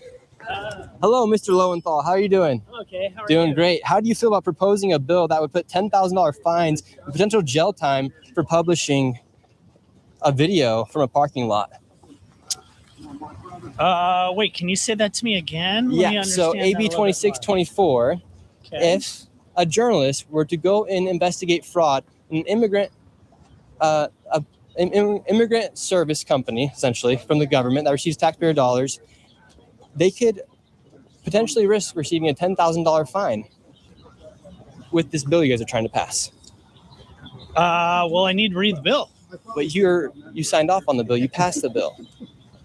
What do you mean I passed the bill? I don't know. It's gone through two times, and it's been passed. What 2 times? Where are you referring to? Are you referring to committees? Yes. Which committees? I can tell you right here if you give me a second. But speaking of committee, I'm in the privacy committee right now, but I don't think that bill has passed before my committee. he's a co-author of it. He's a co-author of that bill. What's your thoughts on this AB 2624 bill? Any response? Like, what would make you guys want to pass this? Thank you. Do you think it makes it harder for fraud to get discovered here in the United States? Why can't you guys just answer our questions? You guys are the ones who are signing off on these bills. So what do you think about the Stop Nick Shirley Act, AB 2624? You don't know much about it? Or? I don't know if I know that. Oh, well, can I tell you a little bit about it? I'm okay. So you should know. You should know about it though, because it's kind of your job. So the Stop Nick Shirley Act, what it does is it shields immigrant. Oh, all right, we can keep following you. The Stop Nick Shirley Act shields immigration nonprofit workers from public record disclosure. It criminalizes publishing images and videos of covered workers, even taken in public. Grants covered orgs power to demand video takedowns. Imposes a $4,000 civil, $10,000 criminal, $50,000 felony fines per violation. Applies to taxpayer-funded organizations. Would you support a bill that allows all that to take place? It is your job. Would you support a bill? Yes or no, ma'am? Can you take that? I thought we pay them to do our job and they're not answering our questions. I don't know why all of them should not even be working there if they can't answer the questions. It makes no sense.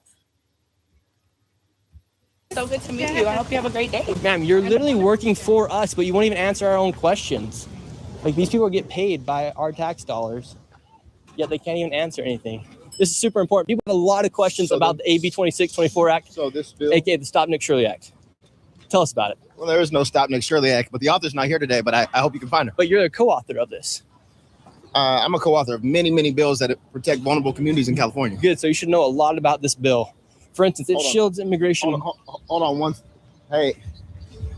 I hate to disrupt the phone call. This is important. Wait, come on. Look at that. These guys really just don't want to answer any of the questions. These people won't even answer questions about the bills they're co-authoring. Welcome to Sacramento. You know, I appreciate you exposing waste, fraud, and abuse. It is rampant in California, just like in Minnesota. And if it wasn't for independent journalists like you, that would not be happening in our state. And I applaud you for doing it. And welcome to Sacramento. Well, these people are literally signing off on these bills and they're acting like they don't have any idea what it is, when it really is a direct violation of the First Amendment. Most of them don't read the bills, but they know what it is. The people that you talk to that co-authored the bill, they know what it is. It's criminal. And then to think that they're getting paid from the taxpayers of California, yet they can't even answer any questions about these bills that they are co-authors of. A lot of times when the media will approach them, they Finally, deflect you have somebody to often, talk and that's to. just the job that they do, and they'll continue to vote. And it's ironic, like I'm the author of SB 14. It's made it a strikeable offense to make sex trafficking of a minor a strike offense in the state of California. And Mia Bonta, we had to get the governor engaged to reverse her decision on the committee to not criminalize sex traffickers, but she wants to criminalize you. That's an ironic situation, huh? That is very ironic. So the AG's wife, the Attorney General's wife, Mia Bonta, she wanted to protect About sex 10 minutes, you guys. She voted, she wouldn't vote, and she did not pass a bill in committee a couple of years ago to make sex trafficking a minor child a serious strikeable offense. So if you get a strike and 3 strikes, your life in prison. She wouldn't vote for it. The governor engaged in that process. The next week they passed it out of committee, but she wouldn't criminalize sex traffickers, but she'll criminalize people like you. That is insane. Mia Bonta, she sounds like quite the lady. You should meet her one day. She didn't show up to her own job today, Mia Bonta, didn't it? Oh, I wasn't aware of that. Oh, is this Scott Wiener right here? Yep, yes, he is. Yes. Scott Wiener, how are you doing? I'm good. How are you? Doing great. Can you give us your opinion? Capital. Thank you very much. Can you give us your opinion really quick on AB 2624? I think you're a psycho scam artist. So You think please disclose how you think that. Look how they just run away. These guys are fools. Oh my God. A psycho? Oh. It would suck to have the last name Wiener anyways. So right there, you have literal co-authors not give answers to the bill that they are a part of. Some even said they aren't even co-authors of the bill. And now let's see what the public has to say. And later we'll be speaking with the man, Carl DeMaio, who is in support of getting rid of the Stop Nick Shirley Act. And he'll explain just how dangerous this bill actually is. Do you think they should pass the Stop Nick Shirley Act? Absolutely not. We need to stop letting politicians get away with fraud and do better for the people of California here in the state. And what's your message to Mia Bonta? She needs to stay in her lane, stop writing BS bills, and let journalists do their job and find out the truth and give the money back to Californians. And do you think there's a conflict of interest when the Attorney General, his wife, is creating laws to make it harder for people to expose fraud? Yeah, that is a conflict of interest. I mean, come on, dude. And right now in Poly Market, there's a 46% chance that the Stop Nick Shirley Act becomes law by June 30th. It might happen here because you got some weird fools over here. I mean, seriously. That's the truth of it, right? Yeah. Absolutely insane. 46% chance that the Stop Nick Shirley Act becomes law according to Poly Market right now. Insane. Yeah. I see what they've been doing towards you, and it's completely strange. You're just a local news person, and you're an amazing journalist, and then somehow they're just like throwing these bites out and like saying that you're this and that. So it's a very weird situation. We're Jesus believers, and we've been praying for the state, and we've been praying for you. He actually, when we were praying, he has sensed that, this state has been drained in terms of wealth and in terms of abundance because of these people with the policies and the bills that they've been passing. And we believe this is a very important year for California to be saved, literally need to be saved and rescued from everything that had gone on for the last 4 to 5 years, ever since with all these agendas going in and everything. And but we need people to pray, and we need people to speak out, and we need reformers. We do have an actual conflict of interest when the Attorney General is married to someone who's trying to author a bill to essentially attack our freedom of speech. I would consider this to be a textbook conflict of interest, and I would consider it to be extremely unethical. Every journalist across the country should be pissed right now because an attack on Nick Shirley is essentially an attack on everybody. We need our freedom of speech. If we don't have our freedom of speech, what do we have? Next step, Second Amendment. You're one of the few people who have opposed the Stop Nick Shirley Act. What made you oppose this bill? Because I read the bill. I mean, it's as simple as that. You read the bill and you realize that it's against the First Amendment. It criminalizes citizen investigative journalists who take video and expose fraud. And that's what the bill's designed to do. It's designed to keep secrets, to keep the public from knowing what's going on. They don't want to end their fraud racket. A lot of the politicians, they benefit from the political organizations and various contractors and grantees that are getting money and getting it fraudulently.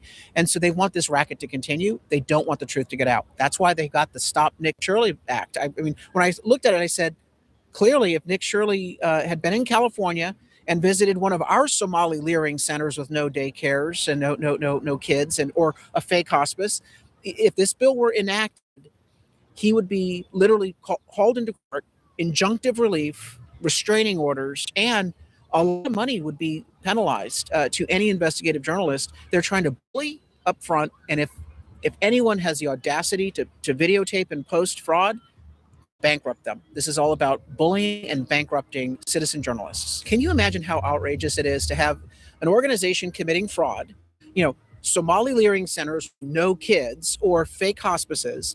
You show up and you capture the evidence of their misdoings. The operator, the fraudster, hands you a business card that just simply says, I hereby insist that you not post the video. All they have to do under the law. You then do the right thing. You post the video so the public knows what's going on with their money, and they haul you into court and fine you and penalize you for breaking the law. That's the way they're going to weaponize this bill against citizen journalists, and we can't allow it to happen. It's against the First Amendment. It will ultimately, if passed, get overturned in the Supreme Court, but in the meantime, it's a chilling of free speech, and it keeps secrets on all the fraud that's going on. It's very concerning to know that right now you have politicians who are passing these bills knowing that it is violating the First Amendment. Yeah. They don't care. And so I've been working the floor, handing them actual text. I said, did you just read the text? Because the author of the bill is lying. She says, oh, no, it has nothing to do with the Nick Shirleys. It has nothing to do with citizen journalists.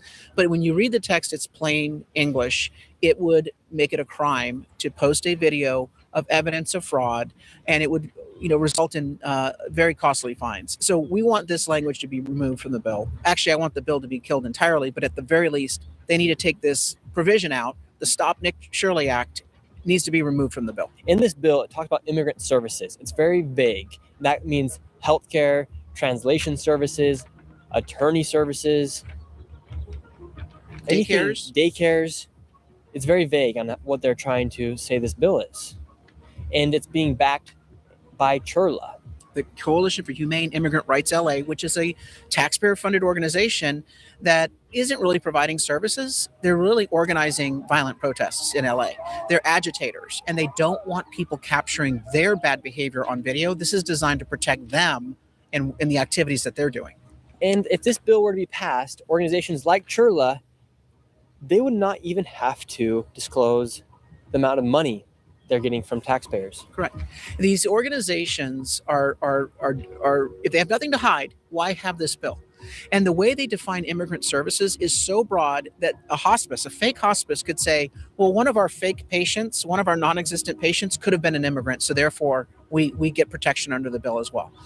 It is absolutely a bill designed to hide the fraud that's going on in the state of California, and the politicians clearly know that the investigative journalists are on the case, and they got to stop the investigative journalists before it's too late, before the public learns the truth. And do you think there's a conflict of interest with Mia Bonta, husband being the AG, the Attorney General of the state? Meanwhile, he's trying to take credit for exposing the fraud. Meanwhile, she's trying to silence those that actually have exposed the fraud. Look, when you showed up and visited the fake hospices in LA and Southern California, you showed he wasn't doing his job. This isn't hard to find. He literally was ignoring it. And so you embarrassed him. You embarrassed him by showing that he's not doing his job to protect taxpayer funds. He then calls a press conference last week and says, oh, look, I took out 21 fraudsters. I'm thinking that's just the tip of the iceberg. And now we've dismantled the fraud rings in California. No, they're not dismantled. You have 21. When you indict 2,100 people, then maybe we're starting to turn the corner. And he referred to me as certain people. Certain people. You did his job. You did his job, the job that he should have been doing all along. You did his job. You embarrassed him. And now Mia Bonta, she doesn't want it to happen again. So she's trying to stop citizen journalists. So what do you guys think of that one? Those are two good inputs with Nick Shirley. Now to finish up the first show, I am going to try to do the 2-hour roundtable. And I'll be back after tonight.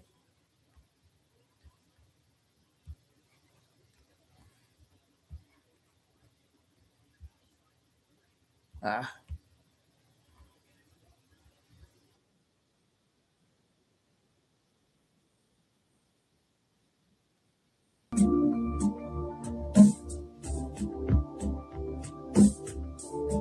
can feel it coming in the air. Everyone that is on it. Father, we ask that you just pour out your double portions of blessings upon the people and the struggles that they're going through right now, because we all feel it. Father, I thank you and I praise you for it. In Jesus' name, amen. Amen. All right. So, am I still here? Okay, I think I am. So, all right. So, before we get started, I want people to understand that there are a lot of narratives that are being pushed out all around the world. And you have to be able to discern what is the truth and not the propaganda that is being poured out all across everywhere. Because that is what the war is about, is the propaganda. It's about hearts and minds. Yes, people are kinetic and it is going, where people die, but it's really about the mass mindset of the people and what camps people are going to fall into. And they are pushing really hard in all of these different areas right now because we are in the midst of the storm. And the storm is only going to get worse psychologically. And you need to be that lighthouse that stands in your truth and can be able to discern what is truth and what is not truth. And the Lord will help you with that if you only get sensitive to his spirit. Follow your gut, because that gut tells you what's right or wrong. It's just whether or not you listen to it or not. Thank you, Andrew. That's what's really important. And so before we get started, Lieutenant Colonel, it's good to see you. I'm excited about the show we're having tonight. There's a lot going on in this world, and I think your perspective of the things that I'm going to lead us into are, I think, are going to be very valuable, because it's a perspective from, I would say, a operational standpoint, and how things are being put out there and how they're being performed, and whether or not people actually understand that or not. And that's what's key, because everything is happening one way, but people aren't understanding what's really going on. And that's kind of the fog of war. And it's intentional, because if you're confused, then the enemy's confused. But you don't have to be confused if you let the Spirit of God lead you and listen to the right people that can help you with that. That's very important. So, And Captain, with that Kelly, being how are said, you? Yeah, I'm doing wonderful. Thank you for asking. I hope you all are too, and everybody in the audience. I'm really excited for tonight. With that being said, with a lot of new people that are listening, can we have Lieutenant Colonel Bossy just give us like a little basic on his bio, and just, for anyone who hasn't heard, which I'm sure everyone has by now, because like I was telling you, I'm seeing you all over on these wonderful podcasts, and you are doing such a fabulous job. So kudos, my friend. But by chance, for anyone who is not familiar with who you are and where your perspective comes from, can you start us off with that? Yeah, sure. Thanks, Captain. Thanks, Kelly. First of all, if I might, your prayer, Captain, it's always on point. It's exactly right, and this is germane to what we're about to discuss, because the confusion that people are feeling, not only is it the fog of war, people have to remember this is God's plan, not as a metaphor. I mean, this is literally God's plan. So those of us who know who wrote the plan and is running the plan, we're pretty relaxed. But the world's been convinced there is no God, and so they think it's all up to them, and they're utterly confused and hurt and in pain. And what they've got to remember, this is God's plan, the real God. And guess what? Satan, the devil, Lucifer, whatever you want to call him, is a bit player that only has the power that you give him. Serious. We're in good hands. And when people say nothing can stop what's coming, that is a literal statement. This is God's plan as a literal statement. And people like, the Captain, Kelly, myself, we just try to stay out of the way and do our best on a human scale. So just bear that in mind, ladies and gentlemen. Okay, having said that, very quickly, quick bio. 24 years in the Australian Army, just under 25 years, Australian Army, Special Forces, Special Air Service Regiment, Commando Regiment, tremendous career in the military, but also in business, where I started up a number of companies as well, learning business from the ground up, international consultant to the gas and oil industry on business continuity, leadership strategy, and innovation, as well as contracted to the United Arab Emirates Special Operations Command. I was there in the Middle East for 5 years, went to Afghanistan a few times, and helped them out do what they were doing. Back to Australia, we got back to Oz, and we realised our country had deteriorated terribly in the 5 years that we were away. There's nothing like leaving home and then coming back to find how much it is degraded. And so my bride and I decided we had to do something about it, because nobody else seemed to, with the same energy that we wanted to. And we got involved in politics, ran with a sort of a major party, which was dissolved. And then we decided there was still a fight to be had, that there was a uni party out there that was destroying us. So we established Australia One, which is started as a political party, then a political movement, and now we've transitioned to a national movement, because in order to save this country, which is our objective, we have to be a national movement. Now, politics is the most obvious and line of effort, let's say, but it's the least critical to our success, because there are several lines of effort that we're following as a national movement. Everybody okay with this? But the politics is there in order to accelerate the whole process. So that's who we are, what we are. And we've got a tremendous, my wife, my brilliant bride, Rhiannon, she's the Chief of Staff.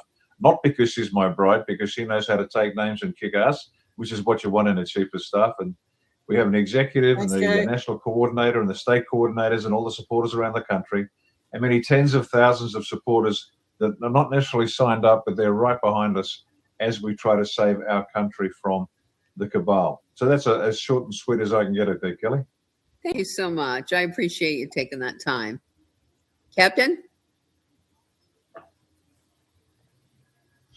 Yes. And so, with everything that's going on, I want people to kind of grasp this, is that there's a lot of individuals out there, there's a lot of media that's out there that has been saying that we're losing the war and basically Trump has lost his marbles and he has no idea what he's doing.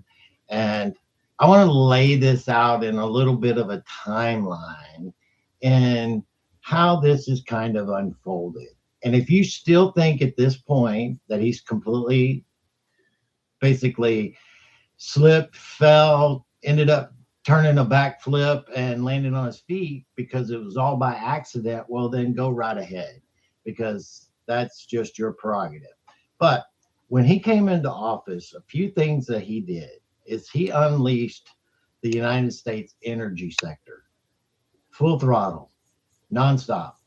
And this is what has been going on since he came back into the role. Just put it like that. And so after that was started in the beginning of the administration, drill, baby, drill, refine, produce, and bring our country back to the forefront of energy, because everything is run on energy, people, everything. And so this was started as soon as he came into office. Then we had an issue with the Panama Canal. And in the Panama Canal, there was agreements that were made with us and how we had, Jimmy Carter sold the Panama Canal for $1, but there were requirements that were in that still. And China had come in and took over and bought and was occupying shipyards on both ends of the canal. They were taking control of the Panama Canal. Well, Trump went in there and we put a stop to that, and we took back the control of the Panama Canal, and we had China kicked out of the Panama Canal. That was very important, very key. Well, we helped Argentina, we helped Brazil, we helped a lot of the South American countries, and people were like, why is Trump not doing this in America? Eggs are too expensive here in America.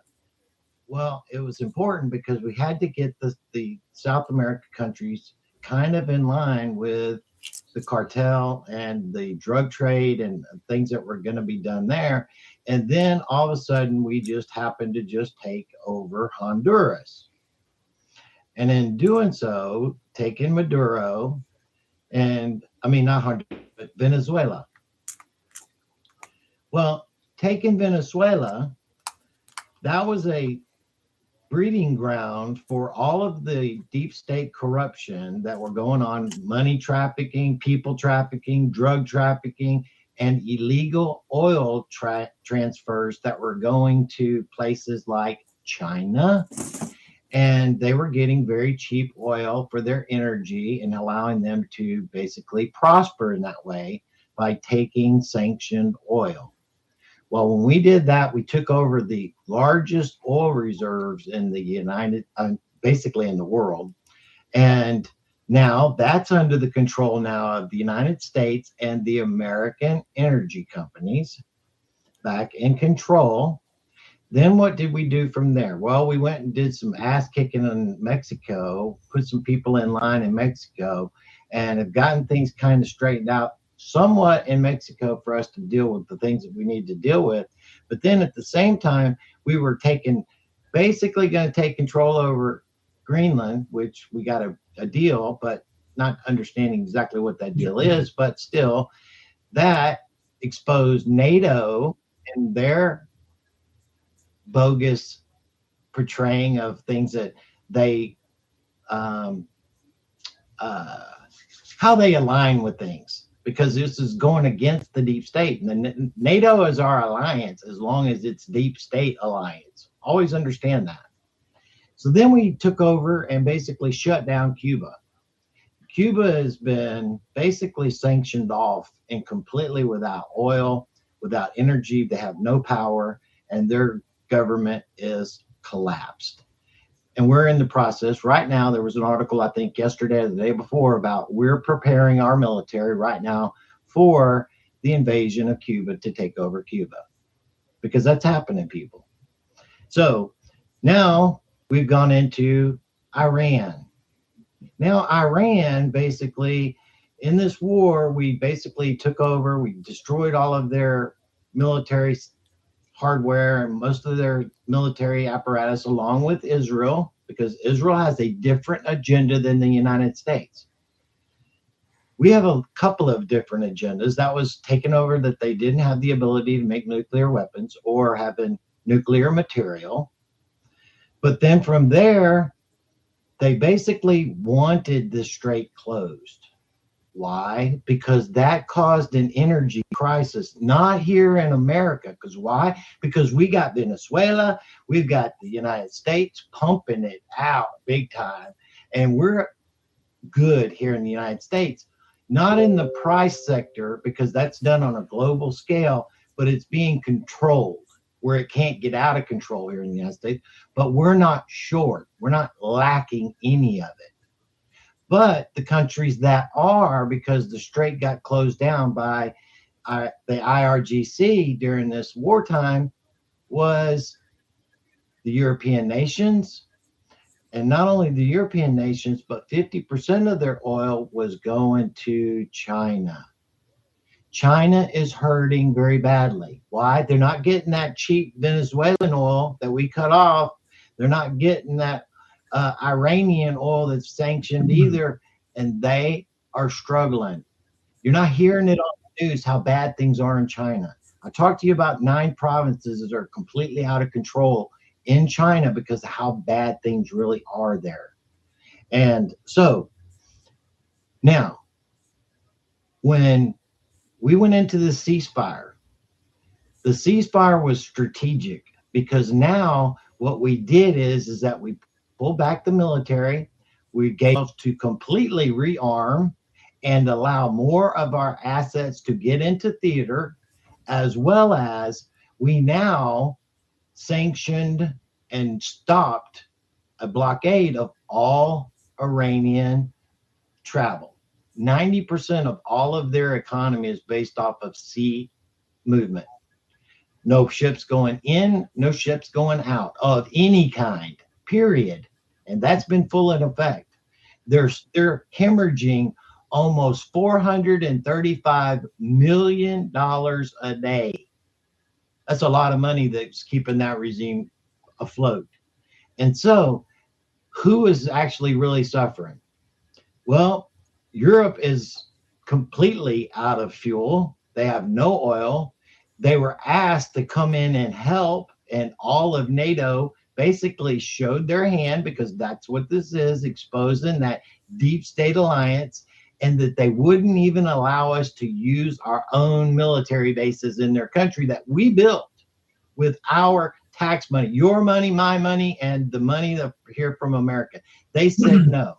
And then they also said we didn't have the ability to fly over their airspace and had to go around them. And then from there, they are about to go into energy lockdowns. You think that what was happened with COVID, this is going to be their next thing, is energy lockdowns. And with the energy being locked down, they've turned around all these ships, and they are over 100 of them have been headed towards Texas. And no, we won't be able to meet all of those energy needs, but guess what? We have put ourselves strategically on who is actually dominant in the energy business right now. It happens to be Russia, and it happens to be the good old US of A. And if you think Donald Trump and them fell into this and being able to restructure the power and financial, you're an idiot, because this is what's really happened. And from there, Lieutenant Colonel, would you say that that was a strategic plan in the way that they put these things together, piece by piece by piece, by allowing these other assets to be accumulated, put into place before the next thing fell? Yeah, absolutely. And that's an outstanding summary, Captain. Thank you so much. And for the viewers, go back and listen to that again, because what the captain's laid out for you is a couple of the key lines of effort which the White Hats have been driving forward to achieve a goal. Now, what people have to keep in mind, apropos of what the captain has just described, is that this is April 2026. This war was planned years ago. And what we're watching now is what was planned a long time ago. So even events going back 5, 6, 7, 8, 9, 10 years, and even further back, but more specifically to this phase, this counteroffensive, the final phase, was put in place a long time ago, and we are now seeing these events roll out. So it's not like all of a sudden they decided, well, let's take out Venezuela or let's take out the Mexican cartels because they're a bad thing. It was all synchronized. It was all sequenced. It was planned. And what we're watching now is the tail end of a long operation. So those two lines of effort that the captain's described, energy and finance, they're just two of many that are being played out, but it's been beautifully described there. And that's exactly right. The White Hats always have to focus on the center of gravity. The center of gravity is that one aspect of the operation which if you control, you have a chance to win. If you lose control of that center of gravity, you have no chance of winning. Now, at the strategic level, that's what we're talking about, finance, energy, and a few others. But that's it. So the price of eggs, as painful as it might be, I'm telling you, the center of gravity is not the price of eggs, not even the price of fuel, because there are advantages to the high price of fuel. What it's doing is it's showing the great unwashed out there, all of us, what the Black Hats had intended the whole time. This was their plan. The White Hats aren't hurting you to hurt you. They're allowing you to see what the Black Hats intended. So if you don't like what's going on, you know who to blame. It's not White Hats, Black Hats. It's their plan. The White Hats might be exacerbating it slightly, accelerating it in order to achieve their objectives, to thwart the Black Hat objectives. But understand, this is what was intended for us as a population. So, and I understand the frustration that many of you are feeling out there. I get that too. I'm human. But when you realize that there are some large games being played, years in the planning, years in the execution, measured, careful, and synchronized to make sure one follows the next, follow the next, you realize that this is what we're having, what we're experiencing, even the pain, because the pain is necessary. And why is the pain necessary? Ladies and gentlemen, it's like living in your house and you've got a meth lab next door. You've got a corrupt police station on the other side of that. The coppers are raping their own daughters and trafficking them. And you're sitting in your home saying, I just hope they will go away. Well, they're not going to go away. You've been turning your back on the reality of your life on Earth. And for some people, legitimate reasons, they're busy, they're whatever. But those that should have known better didn't. And so you're going to find out exactly how rotten the globe is, how corrupt the governance is, and all of this has to come down. But you've got to feel the pain. Otherwise, you'll go back to pretending that everything's great. It never was, not certainly for the last 80 years or so. It was bloody awful. And so this synchronized, this carefully measured takedown is revealing itself. And whatever pain you felt thus far, I hate to say it, but that's nothing compared to what's going to come. The whole system's coming down and attacking the center of gravity, controlling the center of gravity of finance and energy, and a few others, puts the White Hats in the box seat to make sure that what has to happen will happen according to their time schedule. Yeah. Under 2 hours left, and I'll be back probably 6. Right. And so with that, there's a lot of key moving parts within this operation in Iran, okay? For regime change to actually happen, it's not us with boots on the ground. It's actually the people of Iran. We've played many people, Iranians, that talk about their situation in their country. Okay. They're Persians. The IRGC is Arabic. They're not even from the country. They took over in 79, and this is how they did, because the Islamic ideology is about takeover and then spread that ideology around the world. It's happening in Europe, it's happening in the UK, they're trying to do it here in the United States. And anyone that opposes their ideology is Islamophobic and na. I'm Islamophobic, and they can go fuck themselves. Sorry if you don't like that, because their ideology is evil, period.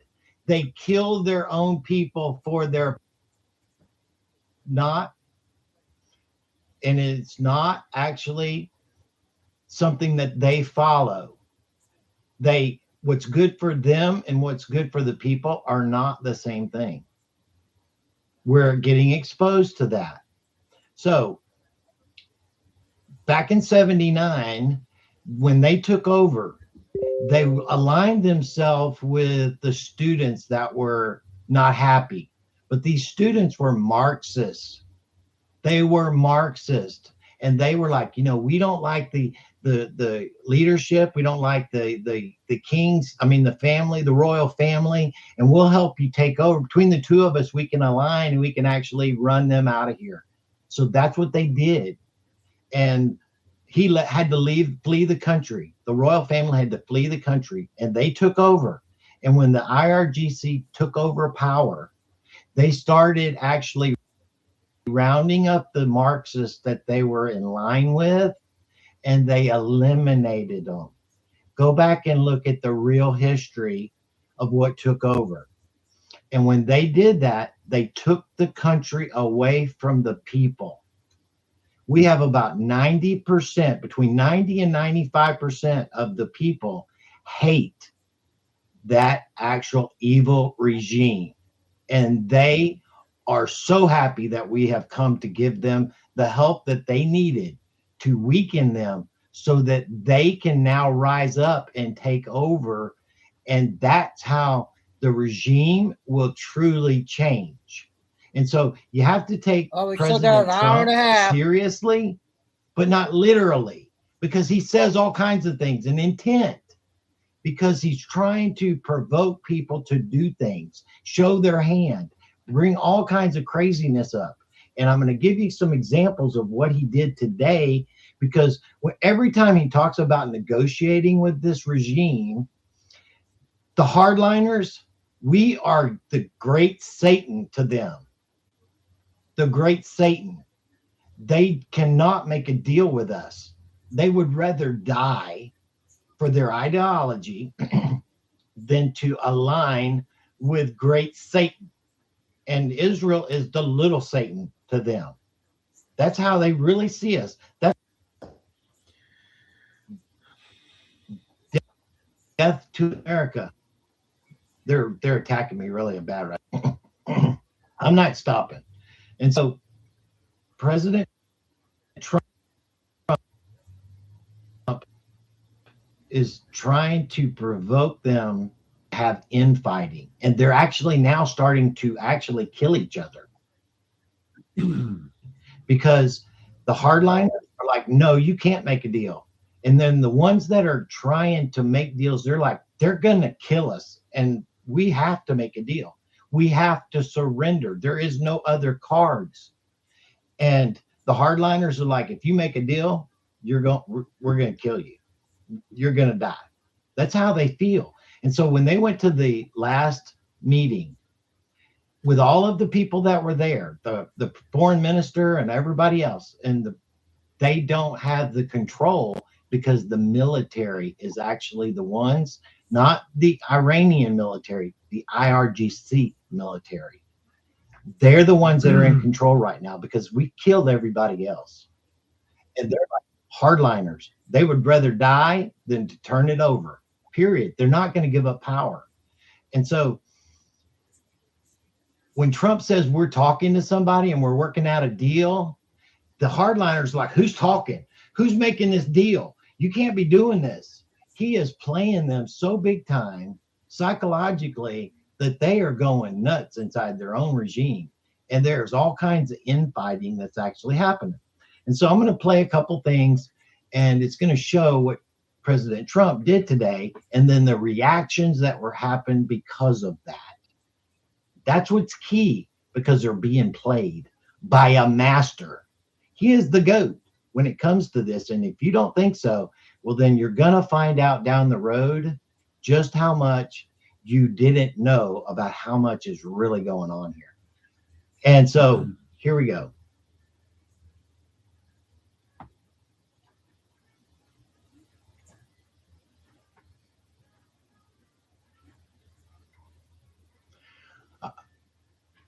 All right, so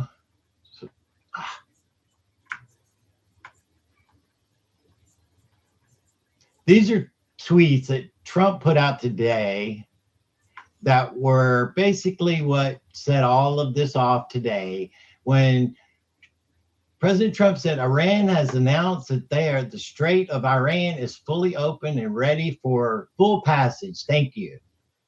But that's not really what happened. And I'm going to tell you why here in a minute. And then he says, the Strait of Hormuz is completely open and ready for business and full passage, but the naval blockade will remain in full force in effect, and pertains to Iran only until such time as our transaction with Iran is 100% complete. This process should go very quickly and in most complete. No, it says the process should go very quickly, and that at most of the points are already negotiated. Thank you for your attention to this matter, President Donald Trump. And then basically from there, the U.S. will get all the nuclear dust created by our great B-2 bombers. No money will exchange hands in any way, shape, or form. This deal is in no way subject to Lebanon either, but the U.S. will separately work with Lebanon and a deal with the Hezbollah situation in an appropriate manner. Israel will no longer be bombing Lebanon any longer. They are prohibited from doing so by the United States. Enough is enough. Thank you, Donald J. Trump. Iran, with the help of the USA, has removed or is removing all sea mines. Thank you, President DJT. A great and brilliant day for the world, DJT. The failing New York Times, fake news CNN, and others just don't know what to do. They are desperately looking for a reason to criticize President Donald J. Trump on the Iran situation, but just can't find it. Why don't they just say at the right time, job well done, Mr. President, and start to gain back their credibility? Iran has agreed to never close the Strait of again. It will no longer be used as a weapon against the world. President Donald J. Trump. He was playing them because there were no talks going on. There was nobody negotiating, and there's been no deal made. They're supposed to be meeting on Monday in Islamabad, Pakistan, which is set to happen. So none of this was happening right now. But the foreign minister posted this today. Basically, see if I can switch this. Hour and a half, so about 4 o'clock we should be done. And I'll be back at 6.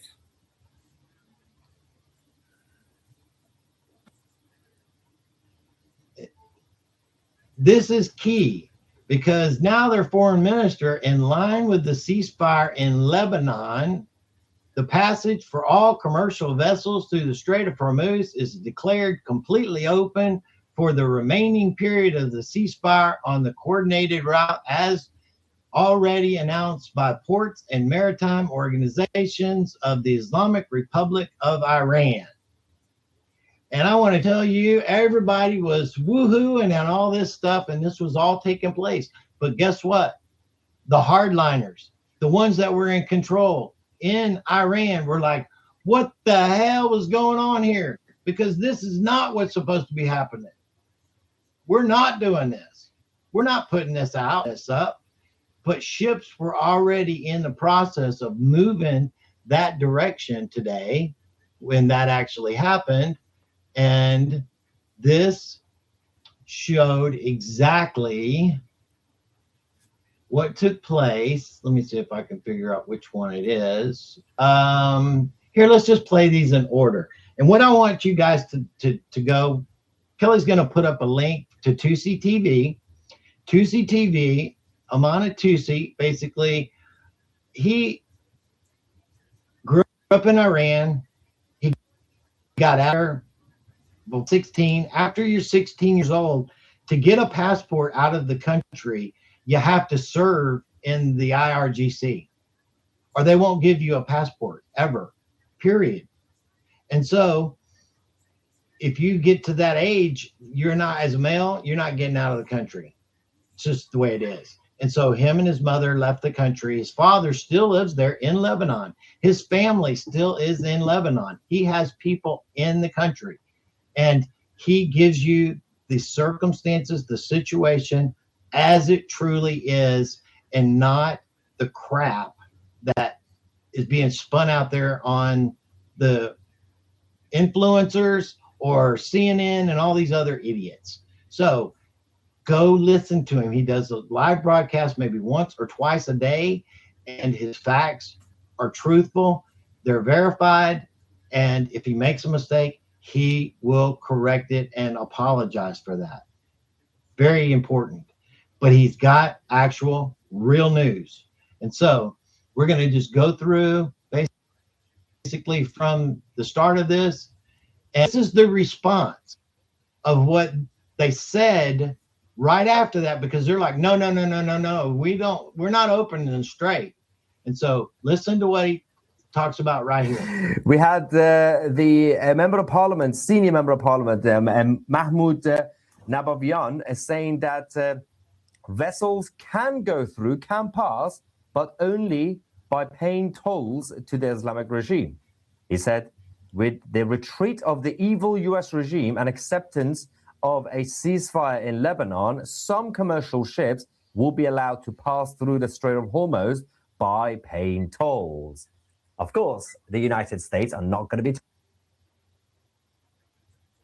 so tough. We had the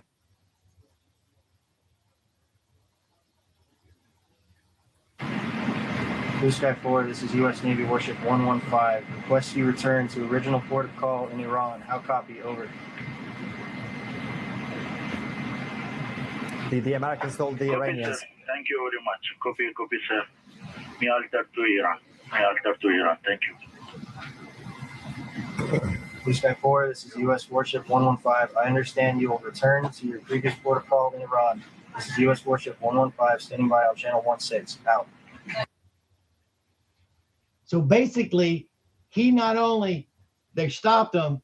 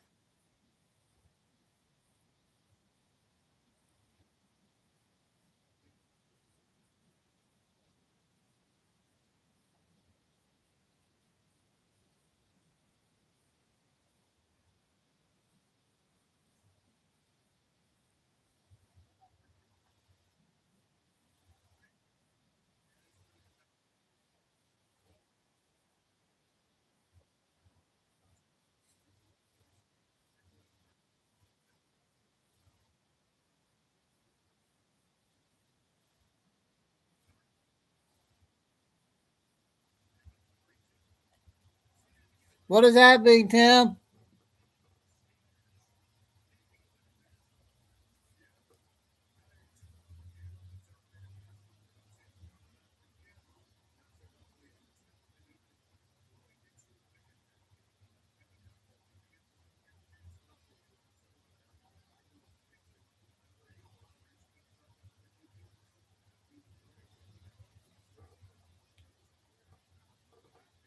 So you guys want me to finish the video or you guys want me to stop it?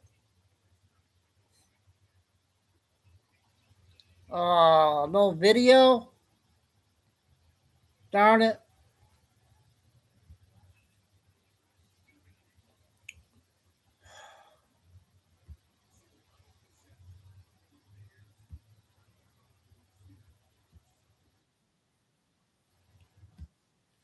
How about now?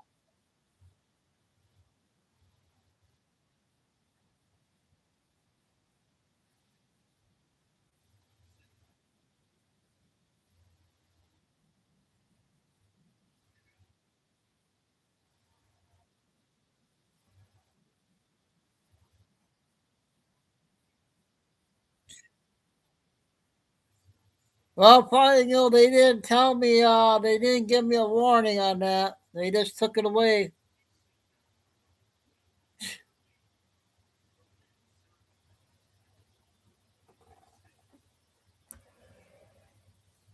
I guess it's too powerful video. I couldn't play it. We're going to make it 3-hour show.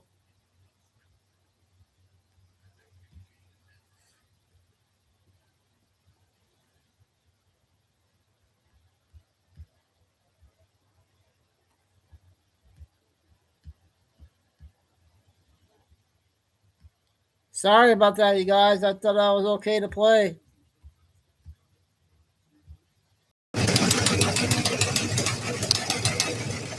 This is The Wire for 2300 Zulu, April 17th, Video 2026. now? Precedence is routine. Information cut off as 2200. Bottom line up front. Iranians conditionally open the Strait of Hormuz. Surge of ships Thanks, attempts OJ. to depart the Persian Gulf. Crime wave strikes Washington, D.C. Terror attack scare strikes London. Beginning with international events. In the Middle East, significant diplomatic events have transpired throughout the day. In Lebanon, the Israelis have allegedly agreed to a ceasefire and possibly a halt to the forward movement of their ground invasion. This is contingent on events in Iran, which allegedly announced the reopening of the Strait of Hormuz while the ceasefire is in effect. This reopening is conditional, with the terms being no military vessels will be allowed, ships must coordinate with the Iranians, use the new Larak Island route instead of the traditional corridor, and ships' cargo must not be, quote, linked to belligerent states. Analysts comment. If these are truthfully the terms that will be enforced, this is no change to the pre-existing situation, as all of these terms have already been in place. Statements by President Trump differ somewhat from what the Iranians have stated publicly, with the United States announcing that the strait is fully open, free, and clear, only on the Iranian side. Per the White House and CENTCOM, the American blockade will continue.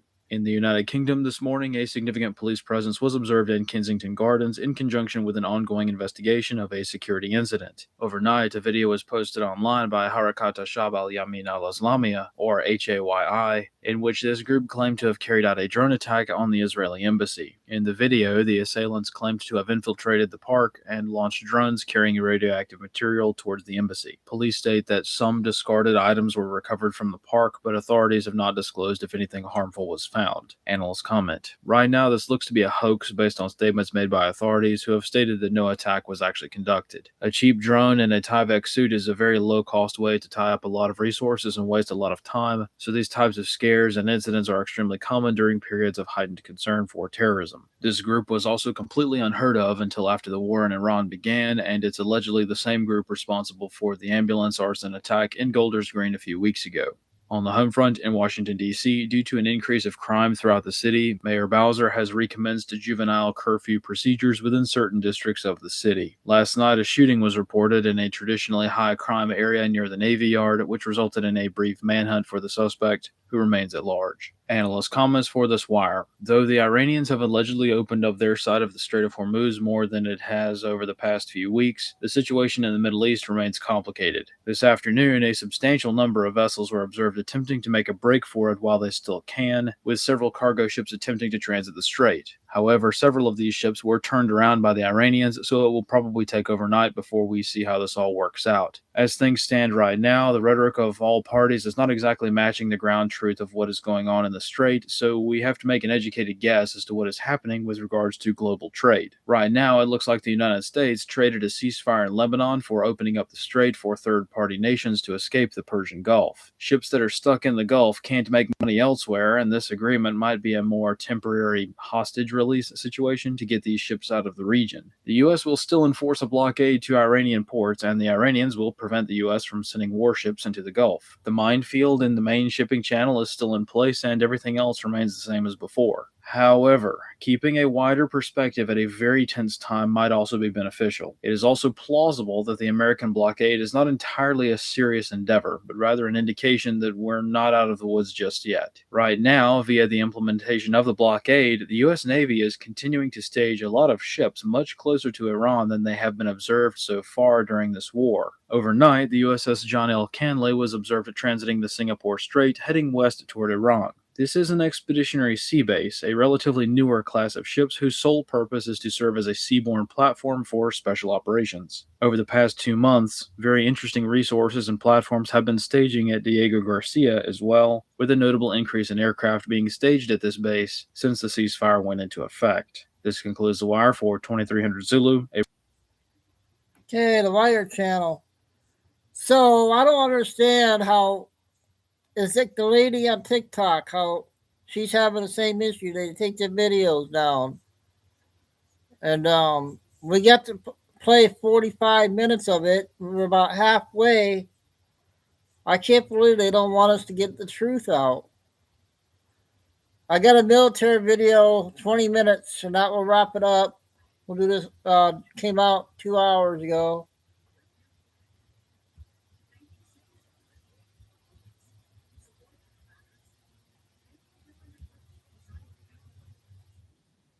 History that says more about the gap between American air power and Iran's aging fleet than almost anything else. But it didn't happen during the conflict in the Middle East that started in 2023. No, this happened a decade earlier in 2013 over the international waters of the Persian Gulf. And not only did the entire exchange, which pitted an aging American fighter jet flown by Iran against one of the most advanced US fighters of its time, last only a few minutes, but it also ended without a single shot being fired. So, what made it so unbelievable? You're about to find out. Now, to fully understand what made the encounter so exceptional and what it reveals about Iran's military situation today, we need to go back even further than the incident itself, to the history of how Iran ended up flying decades-old American jets against its more modern counterparts. It's ultimately a tale of global geopolitics and the uncomfortable situation Iran has been in for the past few decades. But let's start with the incident. It was March 2013.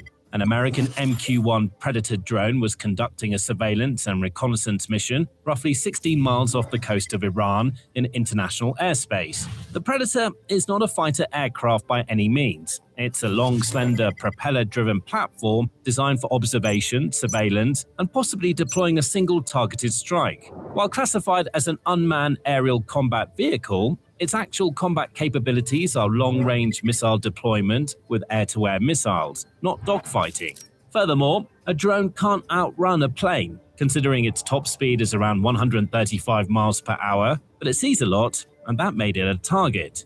Now, after spotting the drone, Iran's Air Force scrambled 2 F-4 Phantom jets to intercept it. The Phantom is a twin-engine supersonic aircraft with a distinctive shark-like profile and a history stretching back to the late 1950s. In its day, it was a workhorse of American air power through the Vietnam era and a jet that Iran had received in large numbers from the United States before everything changed in 1979. In 2013, those same airframes, now approaching 50 years old, were among the best Iran had in its fleet. Technically, the country still had 40 or so F-14s, which were a generation newer and better air superiority fighters. But among the two, the F-4 is considered more agile. There's also a possibility Iran considered using the older aircraft as a way to minimize risk and wear on newer and more capable planes, especially since the threat was just a drone. So 2 of them climbed out toward the Predator, one hanging back while the other moved in for the intercept. What neither Iranian pilot knew was that there was already another pilot up there. Lieutenant Colonel Kevin Sutterfield, call sign Showtime, was flying an F-22 Raptor nearby, assigned to escort the Predator as part of a policy the US Air Force had quietly adopted after an earlier incident in 2012, when a pair of Iranian Su-25 ground attack jets opened fire on a drone in international airspace. Since then, the Americans have stopped sending drones through the Gulf alone anymore. Sometimes the escort was a pair of FA-18 Super Hornets off a nearby carrier. On this particular day, it was an F-22. The F-22 is the product of a program that began in the 1980s, when American defense planners were starting to get worried about the Soviet aircraft programs and needed a superior fighter to answer them. The result was the Advanced Tactical Fighter Program, which eventually produced the Raptor and started its service in 2005. Even now, it remains, by most credible measures, the finest air superiority fighter ever built. It's shaped from the outset to be invisible. Every angle, every surface, every internal cavity is engineered to scatter radar returns away from enemy receivers. Its twin Pratt & Whitney F-119 engines produce enough thrust to push it through the sound barrier without afterburner, which is a capability called supercruise that allows it to sustain high-speed flight without the enormous fuel burn and infrared signature that afterburner creates. It carries its weapons internally, behind flush-fitting bay doors that open for fractions of a second during an engagement and close again, maintaining the aircraft's stealth profile throughout. And its avionics were designed to have a sensor fusion and an electronic warfare suite to give its pilot a picture of the battlefield that other aircraft simply can't match. While the Air Force did receive some modernization measures, the last imports from the US happened in the early 1970s, 40 years before the incident. And yes, Iran continued using Chinese, Russian, or even domestic designs to retrofit the aging F-4E platform. But the fact is that the F-4 is still a third-generation fighter aircraft, while the F-22 belongs to the fifth generation.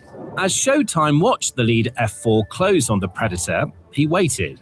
Then, running on the confidence that his jet was practically invisible to the Iranian radar, he did something extraordinary. He pushed his Raptor beneath the F-4, close enough to see it clearly, and even more importantly, close enough to make out the weapon stations and assess what the Iranian pilot was carrying. The Iranian pilot had absolutely no idea this was happening.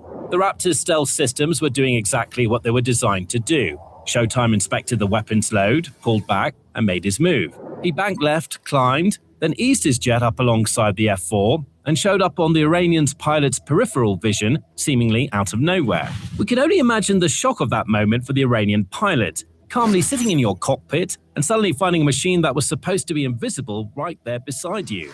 And then Showtime really turned all of that into a show. He keyed his radio, contacted the Iranian pilot, and spoke some chilling words. "You really ought to go home," which they did.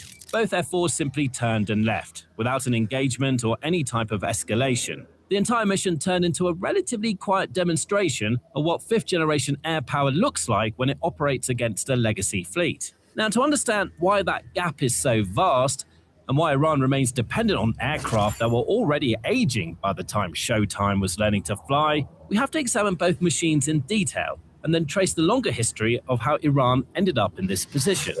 The F-4 Phantom II first flew in 1958. It was designed by the McDonnell Aircraft Corporation, later known as McDonnell Douglas for the United States Navy, initially as a fleet defense interceptor, and it grew into one of the most versatile and widely used jets of the Cold War era. By the time of the Vietnam War, both the Navy and Air Force were flying it for everything from air superiority demonstrations to ground attack to reconnaissance. It was capable of Mach 2.23 at altitude, making it one of the fastest aircraft available at the time.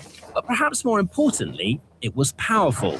It had few limitations that could be exposed in actual combat. Early versions had no internal gun, reflecting a doctrine that turned out to be dangerously optimistic about the reliability of air-to-air missiles. The gun was added later. But for a few years, it was one of the weakest dogfighting aircraft precisely because it relied on missiles. Additionally, the jet required extensive maintenance, and its radar, while advanced for its time, was a large mechanically scanned dish that produced a significant radar cross-section and was prone to interference and jamming. While this ultimately made the aircraft feared, by the 1970s, the Phantom was already beginning to be superseded in American service by more specialized platforms.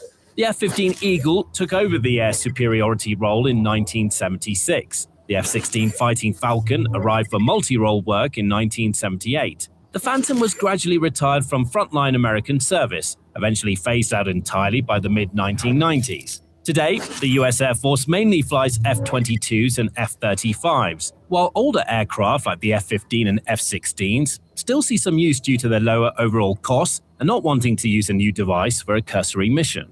The F-4's only place on US soil is in museums. But in Iran, those same jets are still operational, at least on paper, because Iran has had no way to replace them. The F-22 Raptor, by comparison, constitutes 60 years of aviation engineering advancements. Its radar cross-section is estimated to be roughly equivalent to a steel marble, a tiny fraction of what even a modern fourth-generation fighter presents to enemy radar, an almost incomprehensible reduction compared to the Phantom. Its sensor fusion integrates information from its own radar, its passive infrared sensors, and data-linked inputs from other aircraft and ground stations. This presents the pilot with a synthesized, unified picture rather than raw feeds from separate systems. The plane's targeting system can track multiple targets simultaneously, engage at long range with AIM-120 AMRAAM missiles fired from internal bays, and do all of this while remaining functionally invisible to opposing aircraft. In a beyond visual range engagement, an Iranian F-4 pilot might never even know an F-22 was in the same airspace until a missile was already in the air.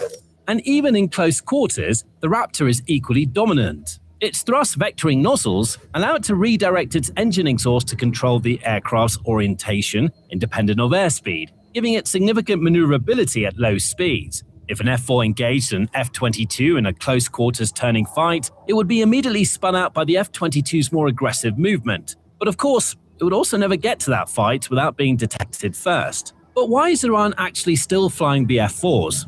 Well, basically, because they and the US stopped being friends. Before 1979, Iran actually had a rather positive relationship with the United States, which extended to military equipment trades. The Shah of Iran, Mohammad Reza Pahlavi, was a close American ally throughout the Cold War, and successive US administrations saw a strong Iranian military as a stabilizing force in a region that was almost constantly on the brink of an all-out war. So American weapons flowed into Iran in enormous quantities, including tanks, helicopters, naval vessels, and aircraft. As a result, the Iranian Imperial Air Force was, by regional standards, extraordinarily well equipped. At its peak, Iran operated over 200 F-4 Phantoms in multiple variants, along with F-5 Tiger-like fighters, and had actually placed orders for the then cutting-edge F-14 Tomcat, which was the swing-wing naval interceptor that would later become famous through Top Gun. Approximately 80 F-14s were actually delivered before the revolution. Iran also received some spare parts, pipelines, and more critically, training. American instructors working alongside Iranian pilots, teaching tactics and maintenance at a level that few other countries in the region could match. Then the Islamic Revolution happened. In 1979, Shah Pahlavi was overthrown. The American embassy was seized, and 52 diplomats were held hostage for 444 days. The relationship between Washington and Tehran collapsed overnight, and the arms pipeline stopped. Soon after, the spare parts dried up, and with American advisors leaving at the start of the revolution, the Iranian Air Force was left with one of the most modern fleets in the Middle East, and absolutely no way to sustain it. The timing couldn't have been worse for Iran. Within a year, Iraq invaded. The Iran-Iraq War, which lasted from 1980 to 1988, was a grinding, catastrophic conflict that cost hundreds of thousands of lives on both sides. The Iranian Air Force fought hard during that war, with the F-14s and F-4s performing better than many expected, given the supply crisis, but the toll on the fleet was severe. Aircraft were lost in combat, and others were cannibalized for parts to keep the survivors flying. By the end of the war, a fleet that had numbered in the hundreds was a fraction of its former self, and every aircraft that remained was now years older and harder to maintain. The obvious question then is, why couldn't Iran simply replace these aircraft? It's been more than 4 decades since the revolution. You might think that in all that time, Iran could have sourced modern jets from somewhere, such as Russia or China. The answer is more complicated than it might appear, and it cuts to the heart of Iran's actual military situation. But before we get into this, make sure to subscribe to The Military Show. We provide detailed analytics on historical events, as well as track the newest developments in global geopolitics. Now, to answer the question of how Iran got stuck with obsolete F-4s, let's start with Russia, as it's often cited as Iran's patron and a counterweight to American influence in the region. And there is some truth to that, as Russia has sold Iran surface-to-air missile systems, including the S-300, which significantly upgraded Iran's ground-based air defenses. Russian and Iranian interests have also aligned in Syria to oppose the Western order surrounding Israel. But the relationship has critical limits that are often glossed over. Russia has been remarkably reluctant to sell Iran modern combat aircraft. The reasons are strategic. Moscow has its own regional interests to balance. After 1990, Israel was a major buyer of Russian natural gas, the trend which only ended after sanctions in 2022. It meant it could have significant leverage in Moscow. Arming Iran with modern fighters would create serious complications with Israel, with the Gulf states, and with Russia's broader diplomatic positioning. The S-300 sale itself was delayed for years by exactly this kind of pressure, and combat jets like the MiG-29s or Su-30s would genuinely modernize Iranian air power and thus indirectly create more pressure on Israel. Russia also needs to basically tiptoe around the Western powers in the region too. If the US and its allies believe Russia is overstepping its bounds in the Middle East, it could have been hit with even more sanctions. Of course, this all became moot by 2014, but the sentiment held before that. In 2022, Russia agreed in principle to supply Su-35 fighters to Iran, but as of 2025, no confirmed deliveries of operational aircraft had occurred. Some leaked documents suggested that Russia was building up to 16 aircraft slated for delivery between 2025 and 2027, and which were paid for. But circumstances of the Ukraine war have made Russian military exports to anyone else significantly more complicated.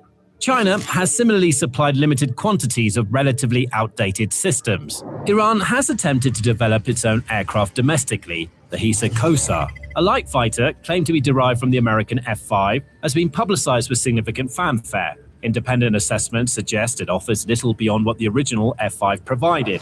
Iran has also tried to upgrade its existing F-14s and F-4s with locally sourced components and modifications. But the fundamental airframes are still the same ones delivered before 1979. Whatever the modifications, you can't really update the aerodynamics, the radar cross-section, or the core systems architecture of a 1960s designed jet without essentially building a new aircraft. The result is an Air Force that still lists F-4 Phantoms, F-14 Tomcats, F-5 Tigers, MiG-29s, and Chinese supplies F-7s among its inventory, but in practice operates a fraction of those in anything resembling combat-ready condition.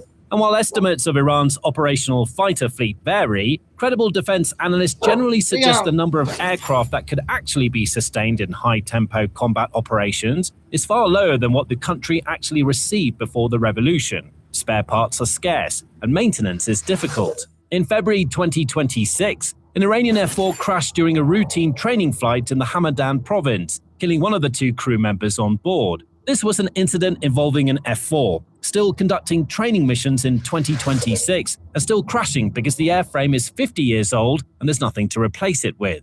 But equipment is only part of the story. The other dimension, and arguably the more important one over the long run, is training. And here, the gap between the United States and Iran is just as stark.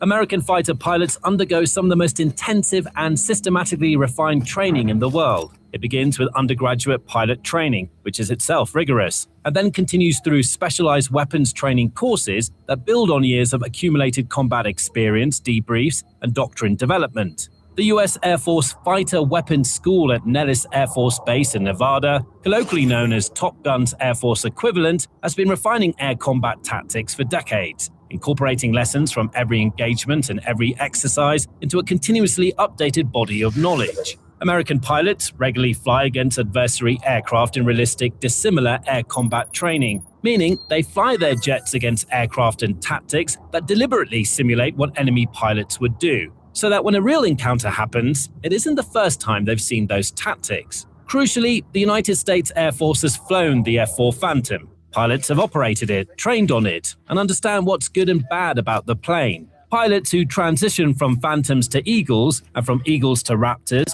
carry with them an intimate knowledge of how the F-4 handles, where its limitations are, and what a pilot in that cockpit can and can't do. When Showtime approached those Iranian F-4s in 2013, the American understanding of that aircraft went back generations. The tactics the Iranians were using, the performance envelope they were operating within, the constraints they faced, all of that was deeply familiar to the American side. The Iranians were flying an aircraft that the Americans had already figured out and surpassed decades ago.